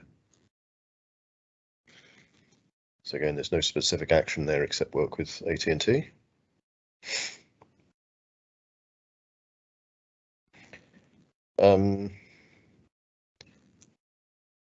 The next section, 50 through 56, disposal to AKDOT in support of future Alyeska highway interface changes.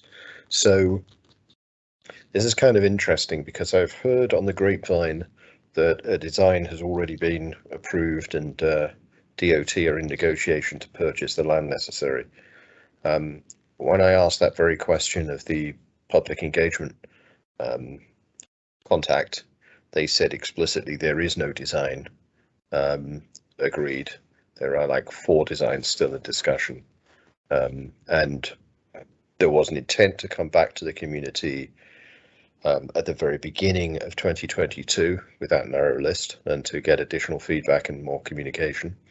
That got pushed back a couple of months. My understanding is they're planning to have a meeting probably in the next 2 months, specifically with Old Girdwood residents, and then have another meeting with the community in general about the short list of plans.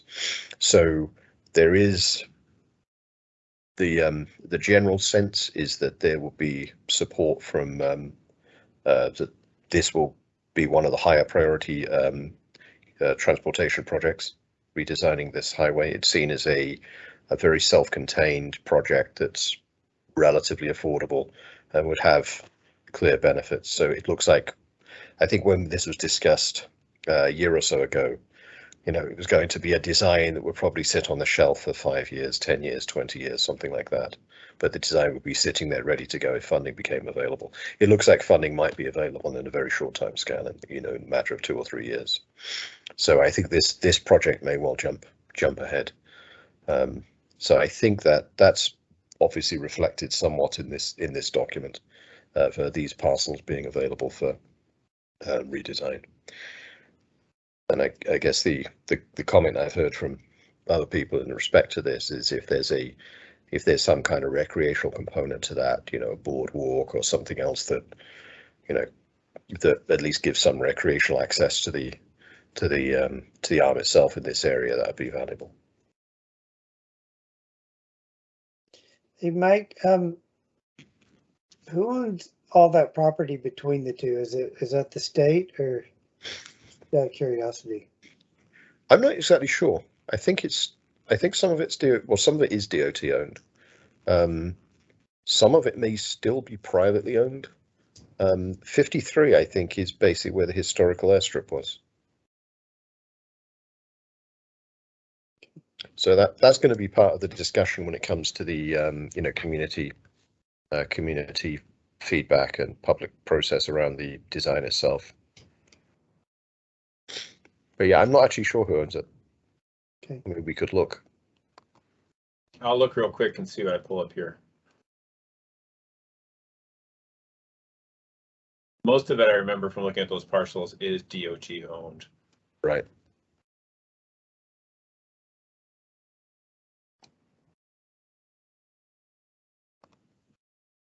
Yeah, I'm also doing the same. Just having a quick look. If the data is available. The area to the immediate west of, north of Seward Highway and to the west of the Alyeska Highway, that's owned by the Mental Health Trust, that large parcel there. So there are some private ownerships in here. Yeah, and the area to the south of the highway as well is also owned by the Mental Health Trust. Yeah, there's a lot of private ownership. Yeah, That'd be an interesting challenge. Right after here, but then you get into state, and you can see here's the HLB parcel right here. Yep. So, yep, private.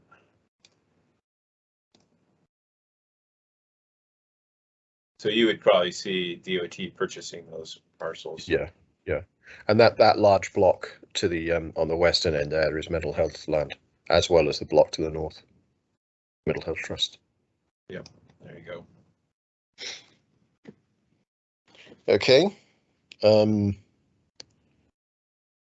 next few locations are the industrial park locations. So again, I think we can make the general comment about under the other one, under 57F. I think that's where we reinforce our comments about the industrial park. But we'd want guarantees about availability for GVSA and fire department use, potential snow storage, and also a reflection of the first right of refusal or something similar for the permittees.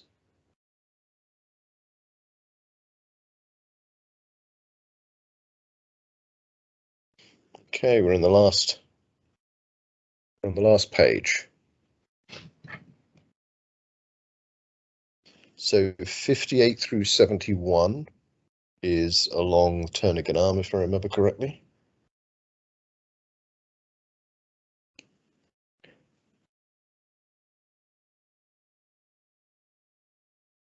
Sorry. Where is it? It's on 60. Yeah, here you go. Yeah, 58, 59, 61, 63, 64, 71. So they're not, 60 is obviously there. Sorry, 60 is covered separately. Seeing that. Oh, 61, okay.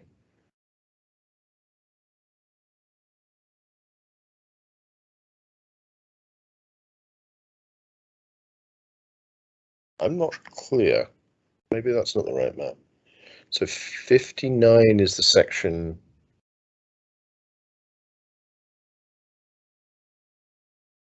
Okay. So I'm getting confused about this list. 58 is the area immediately north of Rouen. Okay, so this is the 61, 63, or I guess there's an error there. It should be 62, 63, but the table actually shows 61, 63, 63, 64.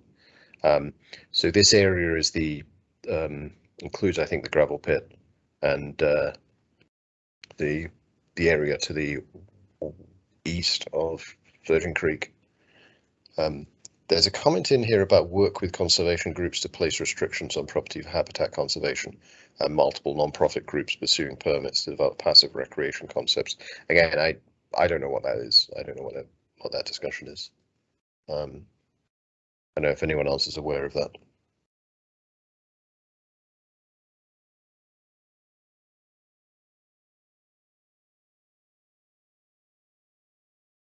Again, I would say as long as it would, permitted uses should be consistent with comprehensive plan, trails plans, etc., with the plans that are being developed.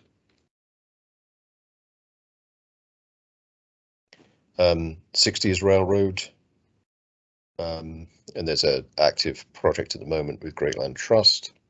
That is the area immediately along the arm. 65 to 69 is further up on Max's. There's no comment there about, I think it's 67 where, no, sorry, 60. Virgin Creek Trail is actually on 62, isn't it? Is there anything we need from the landowner for the Virgin Creek Trail? Virgin Creek Falls Trail? Because there's no mention of that in the document. I think we do need to establish an easement there. Okay. So would it be possible for you to confirm whether that's on 62 or 67, Kyle? I would probably say Maybe both. Yeah, I would probably say 62 and 67. The primary, the real use section is mostly on private land. They're managed by Great Land Trust, but under Nirvana ownership. Okay, so that's the area just to the north. But I think the falls themselves are on HLB land, aren't they? Because yeah, I've heard the comment before about needing about a permit being necessary for taking tourists to the falls commercially. Correct. So in our agreement with Great Land Trust is that we manage the trail corridor okay. to the area. So if you could confirm if that trail and the falls themselves are in the on HLB land or not. Yeah. And then we should make a comment. We should make a comment recognizing that in the sure. In the document. Okay. 72. Sorry, my being warm. My battery is low, so I know we're getting towards the end of the meeting. 70, 72, 73. It's development reserve zoning. I do not recall. This is the area to the south, isn't it? 70. Yeah, 70, 72. So again, there's a comment in the table which reflects the 95 plan, and I think would not be reflected in a newer plan. We can probably just again comment on that.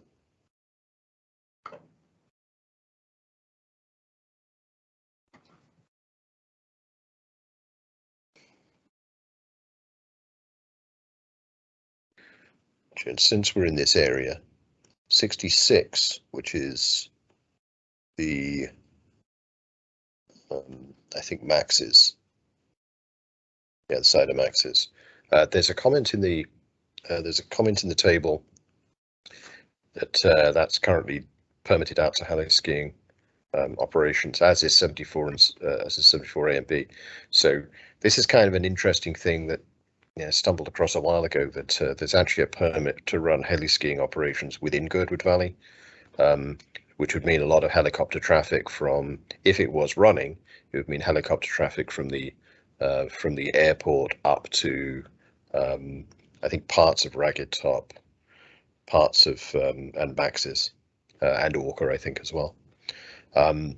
Which is again kind of interesting because there's no, it's only really in the comments in here, in that existing permits list, that there's any indication at all in the public record that this thing is an allowed use. And in fact, I think Silverton is paying a permit fee to HLB for that potential use in the future.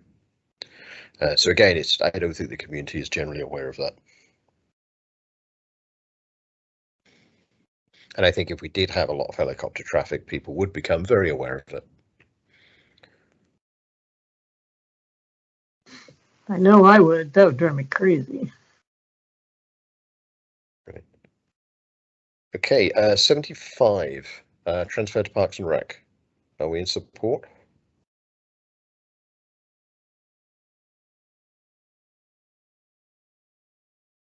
This is the Winter Creek extension.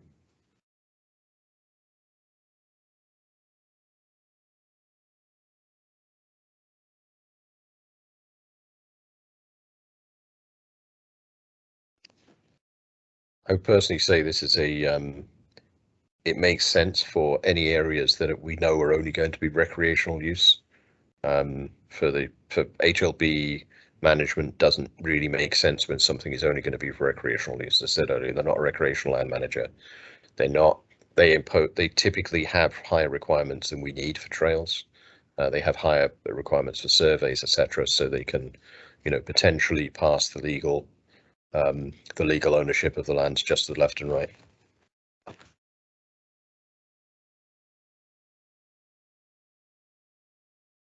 So is there any potential downside to this that we should be considering beyond just different government agencies involved?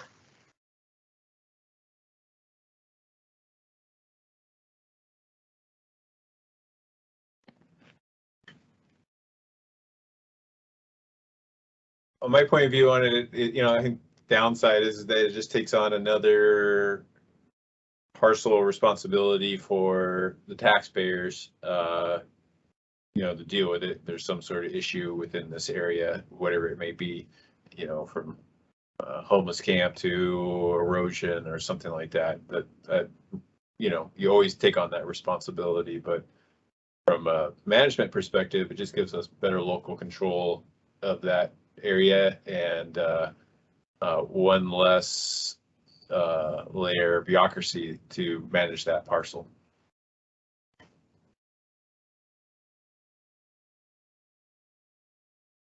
Thanks, Kyle. Oh, looks like we lost Mike there for a bit. Yeah, it does. I was just going to say that meeting looks really small. Yeah, he said he'd be back in just a second. Okay. His battery got him.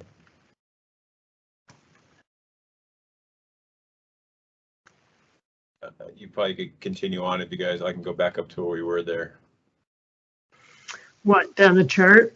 Yeah.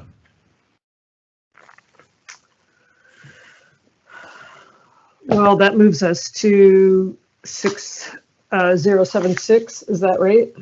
Comes Mike. Yep. Oh, good. Mike's back on. Excellent. Hello. Hey, Mike. Yeah, as I said, my laptop told me my power's getting low and then just shut down immediately. It didn't give me any grace period. I think we were just touching the issue about 75, about transfer to Parks and Rec. Any thoughts or concerns other than general support? Kyle gave a brief suggestion that yeah, it is added responsibility, but it probably makes sense, and so I think we're ready to move on. If you're ready to move on. Excellent. 76 is the area of the disc golf course to the west of Corollius. The remove abandoned car and marketing for sale or partnership. Again, both that area and the area following, I think, could potentially be very useful. And again, there were good opportunities, and at least it would have been a good opportunity for medical campus or something similar. But that option has passed.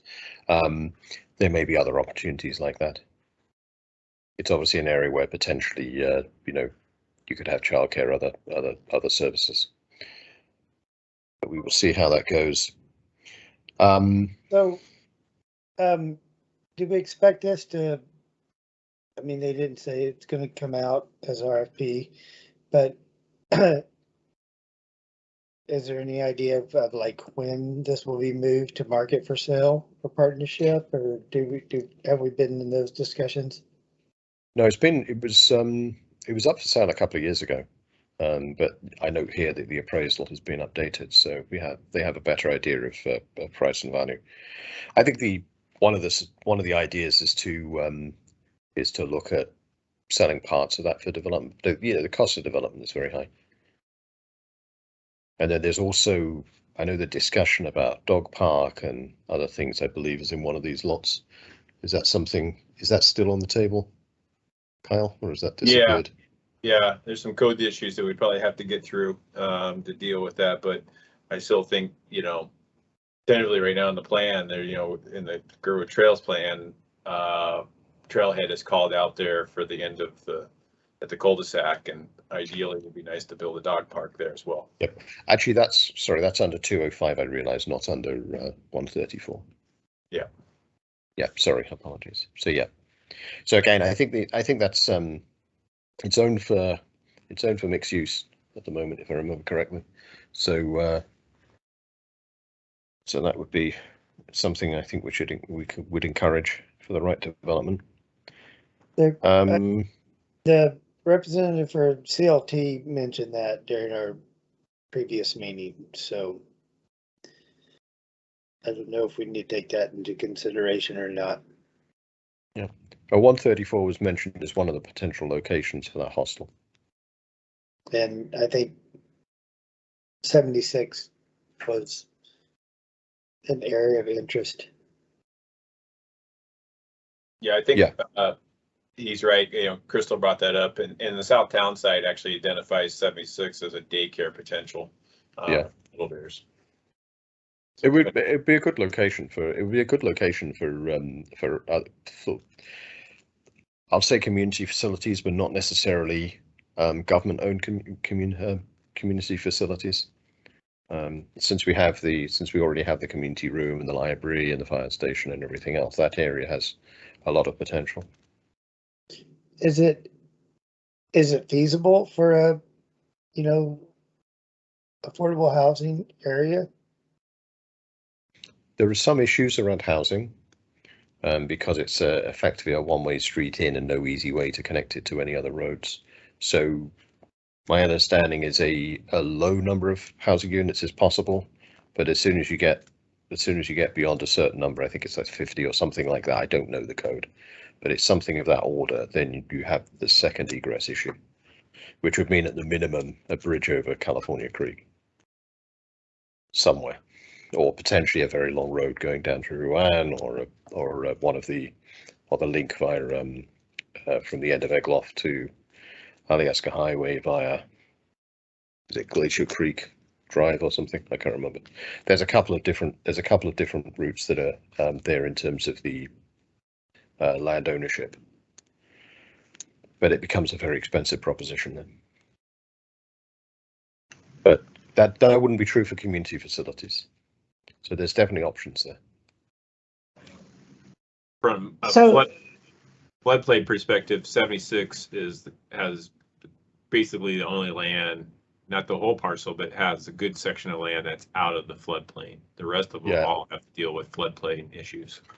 I think the northern section of 76 is pretty good, isn't it? And parts of 134. Yes, a very small section of 134. It's all basically up there at the intersection by the park. Yeah, just the northern section. So, I mean, that's one of the other issues of whether it's worth just looking at sale of part of that. Okay.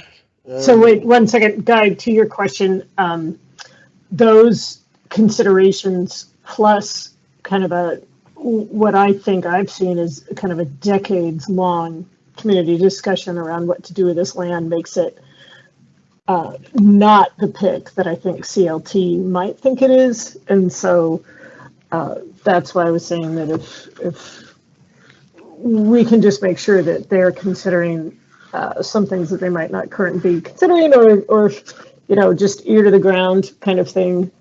I see this as the potential for not being as easy as they think it might be. Despite broad support for affordable housing, that particular piece of, those two pieces of land could potentially be more contentious than the other pieces of land being looked at. They're so central to the character of the town.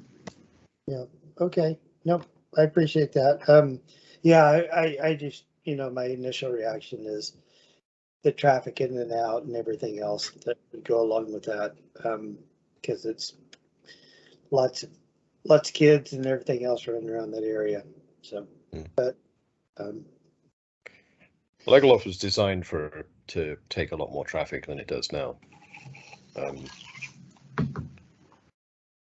So that's why, you know, that area in some ways is a good location for community-like facilities rather than housing per se.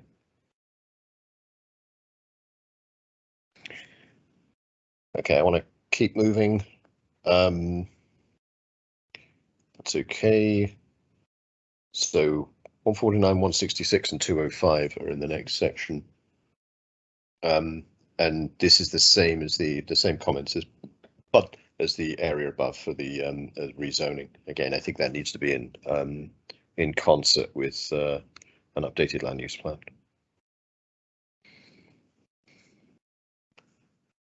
Because otherwise, again, if HLB go ahead and rezone it in a certain way, that rezoning could end up getting redone or be in conflict with what the community actually wants, as expressed through the land use plan.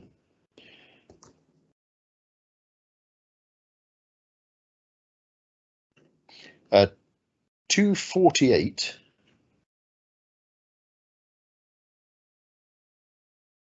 that's the area at the upper valley, isn't it? Is that the? Sorry. Right here. Bouncing around. It's right Oh, yes, that's right. Yes, that's small section. Yep. Corner of Coral Creek Road. Is that wetland? Is that the reason it's owned by HLB? It is mostly wetland. So that land would be in a similar status to the areas within Athabasca Basin, for example, that are you know, around by the streams and rivers that are set as sort of drainage areas. Correct. I think it has. Yeah, it has. I know it has one creek that runs through it. That wasn't a photo, was it? The thing that just flashed on the screen. I'm just going to bring this over to you so you can see. This is the parcel here. I get over to it, and yeah, parcel here. So it's got a creek that runs through it. So then you have these setbacks off that creek, and so it's very wet. It's very wet. Yeah. So. Okay, so that would be the same as it would basically be a part of the drainage bank. Correct. Okay, that makes sense.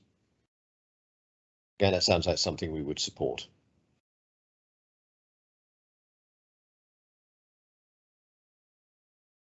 And all the land we have, even if its real purpose is for drainage, it's still considered parks and recreation. Is that correct? Correct. Got it. Okay. Now we're in the last few sections. So 29. This is marked on the map as having an action associated with it, but I don't see. Actually, this is the second. Okay, so 251 and 297, which I think is marked as 296 on the map in terms of the color. Let's treat these sections as together. So the first set is, I think, up on Notch.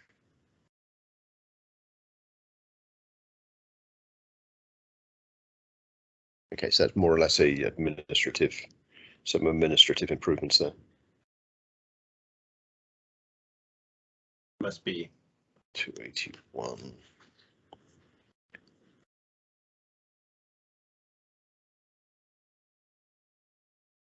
Just look in the upper valley.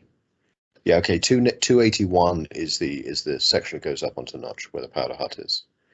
295 is the area below that, where the cat trail goes up.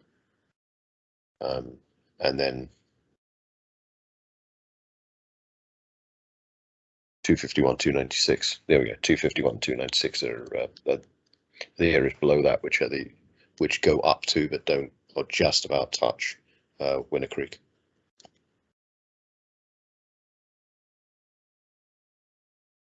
So this is the area 296 and 251 is the area where there's discussion about disposal to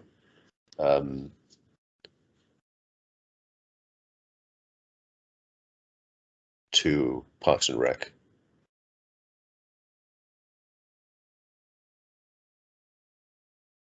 I do not understand the request survey instruction part.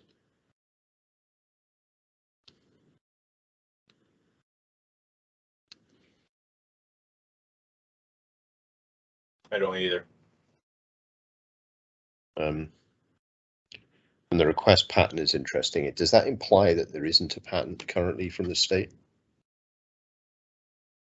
Yeah, that might have to do with a land transfer from the state that's still pending. So. Yeah, okay. And actually the paragraph above, so the very first row, I don't even know how to pronounce it. I'd never seen that word before in my life, aliquot. Or rather, I thought I'd seen it, but I did not know what it meant. And when I looked it up, it turns out that it does have a mathematical use, which I think is where I saw it, in like a historical textbook. But perhaps they could use a word that normal English speakers could understand. That just means it actually means a small integer part of, so an integer division. Okay, so I think we should perhaps get a little bit more clarity on the 251, 290. I don't think it's actually 297. I think it's 296, isn't it? Yeah, 296, at least on this map. But the idea of transferring that area, I think the area from kind of Cat Trail eastwards makes a lot of sense to have that under Parks and Rec, because again we've kind of by use and I think by plan, that's an area where we have a fairly high density of recreational use, and HLB is not recreational land manager, and the requirements they put on significantly increases the cost, and I think the difficulty of doing recreational development in that area. So I think, again, I'm supportive of this, of the transfer idea.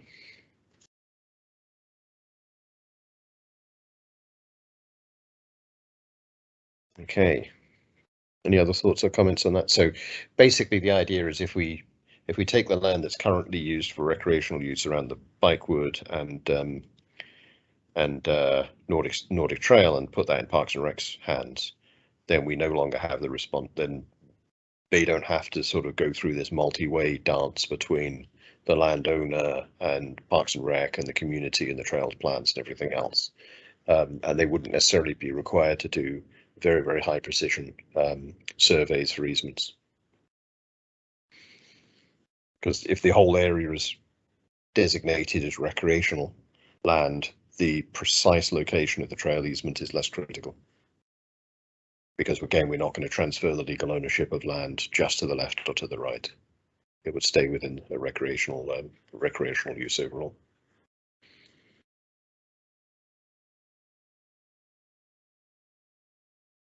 Correct. Okay, last three. 297. So again, where it says the previous language says 251, 297, that should be 296. That's the area around the Nordic. loop. 297 is actually the area of the meadows between the brewery and Cabana Land. And then I think there's a lot of social use. So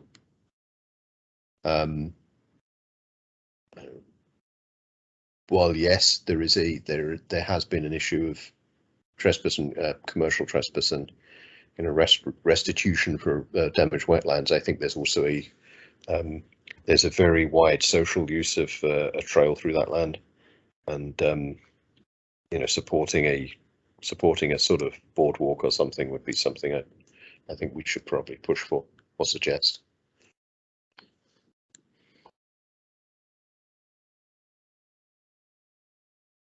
Mike, was this the one where they were talking about other options too, like fencing or something? Kind of. This is one of the areas where that was being discussed. Yeah, it was mainly 610, so the area behind the double muskie. But this is the other area where there's several trespass. There was I think there was damage caused by work that was being done there, which is separate from sort of snow machine use, and then just people using it as a trail to get to the brewery from sort of from Tanner and Alpena and things like that, from that area of housing to the west of Timberline. So I mean, I think accepting the fact that there is going to be foot traffic across that piece of land and putting in a boardwalk or something is probably a good idea.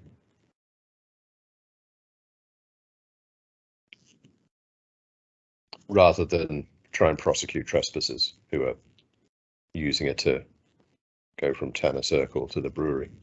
Right. I don't think that's what they mean. I don't think that's what this document means in terms of trespassers. I think they mean vehicle and trespassing. But in terms of foot traffic, I mean, I guess this ties back to an earlier question about at the very beginning, there's no right of access to much of this land, and there's no right of foot access to most of this land here. And I think there's an argument that in the long term we should probably try and pursue right of access there. So this is there's that gap there. You can see the footpath that's or at least the unplatted land that goes along there, which has obviously had the intention of being either road extension or really a trail. But there's nothing actually. There's no trail. There's no support for a trail, if you like. Yeah, I think when the original intention when this area was all subdivided was to possibly put a pocket playground in here, neighborhood play. Right. But due to the wetlands, I mean, this is just pure wetness out here. Yep. That wasn't, but they left this access so that people could potentially access this wetland, especially in winter, for recreation out there. But the most controversial thing that's happened is people riding their snow machines out here. Yes. Yeah. And so that's brought up a lot of comments.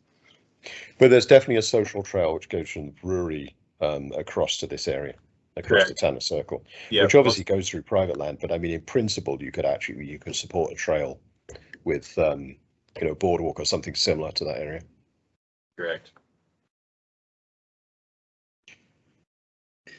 So HLB would not want to put up a fence or anything. I don't know. There's definitely been talk about signage, and there would be signage within the boundary out here. So probably a sign right here, and then signs up on the different areas. But again, that would be to discourage not just motorized use, but any access at all. I believe so, yes. Yeah, which again doesn't matter. There is already social use of that area, and I would definitely argue that it would make sense to do that in a less damaging way. I guess, would it be worth making a comment that I don't think the community would support, any kind of barrier other than rock, some natural feature. In this case, so would it be worth making that comment? I agree that people should, be able to get to the brewery or whatever. So.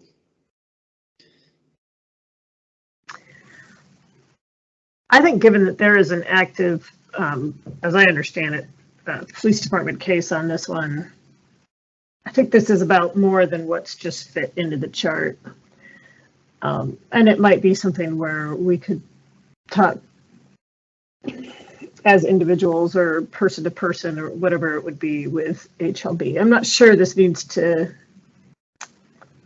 I'd like to know a little bit more information, but HLB might have some legitimate complaints about some of the ways this land has been treated. Yes, they do. I think that's completely fair. What I'm saying is we could consider that we could distinguish between motorized use and foot traffic use, and suggest that a less damaging footpath could be looked at or considered. I think you're right, but just politically, we might need to also acknowledge the inappropriate uses of this land here. Yeah. Agreed. Okay, and I think the last two sections are Bird Creek. Correct. 98 and 299. That's it. Okay. So we've gone through the whole document. Just because I like the photo, and I mentioned it earlier, I think we should go to the last page. So, acknowledge that my spouse took that photo. That's actually within the Holden Hills development, which is kind of nice. I mean, it's just an interesting endpoint. Okay, we've discussed and sort of brought to the fore many issues throughout the document, general ones and specific ones when it comes to specific parcels. Between now and when we actually have a decision on any feedback and any comments we're going to make officially, we need to draft something, and I will take the lead in that drafting, but then bring in other individuals as needed. Item 2 of our discussion tonight is setting a timescale for that, and discussing whether we should and how we would provide official comment before April the 8th, or whether we leave it to the later deadline, so it would not be part of the official document going to HLBAC, but it would be part of the official document going to the Assembly. So while we're not going to make a decision one way or the other on that tonight, we can potentially schedule something if we want to try and get it into the April 8th deadline.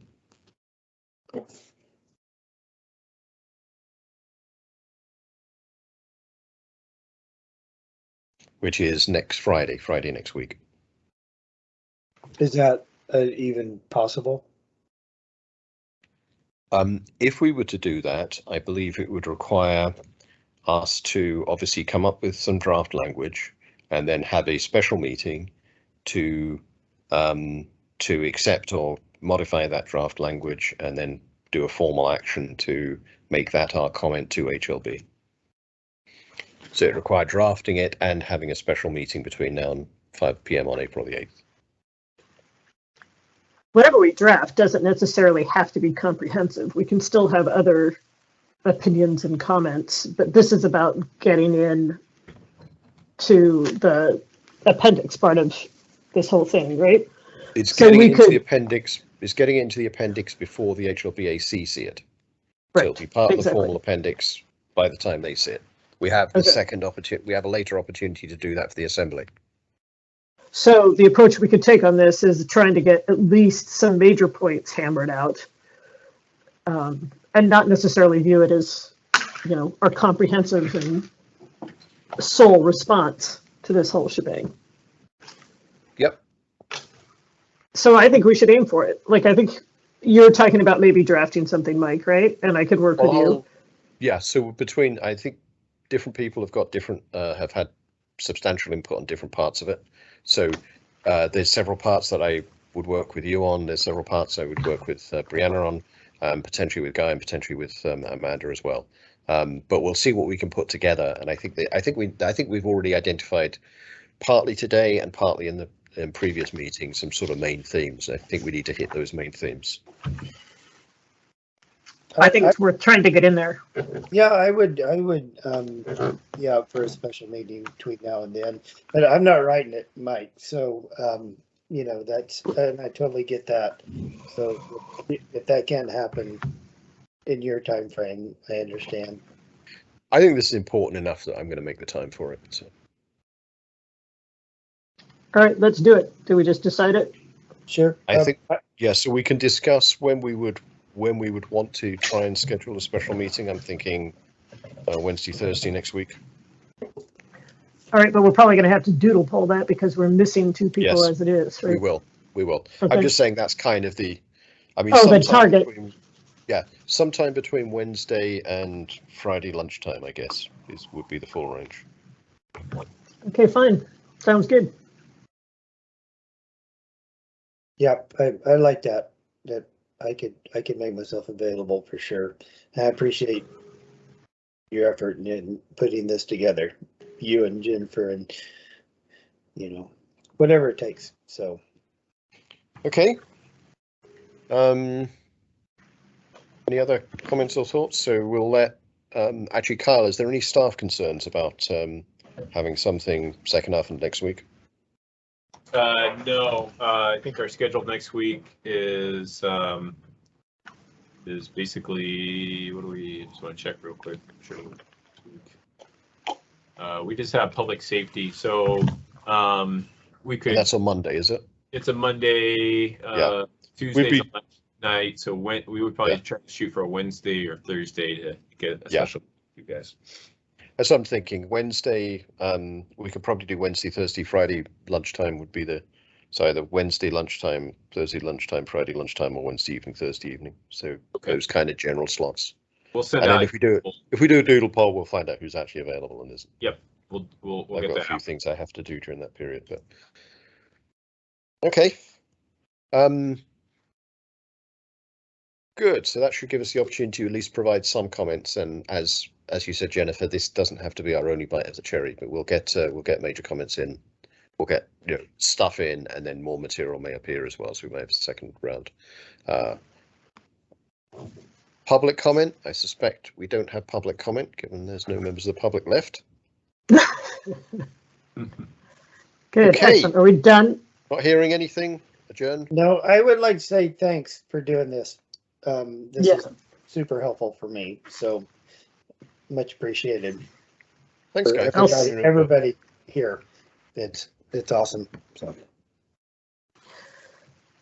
Absolutely. Thank you. That's a good thought, Wayne. Sorry, Guy. Are we done? I think so. All right. Good night, everyone. Good night. Adjourn. Bye. Thanks so much, Kyle, as well. Yep. And no Kyle, problem. I'll if you can get Margaret to make the audio available, the recordings available to me, I'd appreciate that. Yeah, I'll get them to you tomorrow. Thank you so much. Okay. Bye. Thanks. Bye.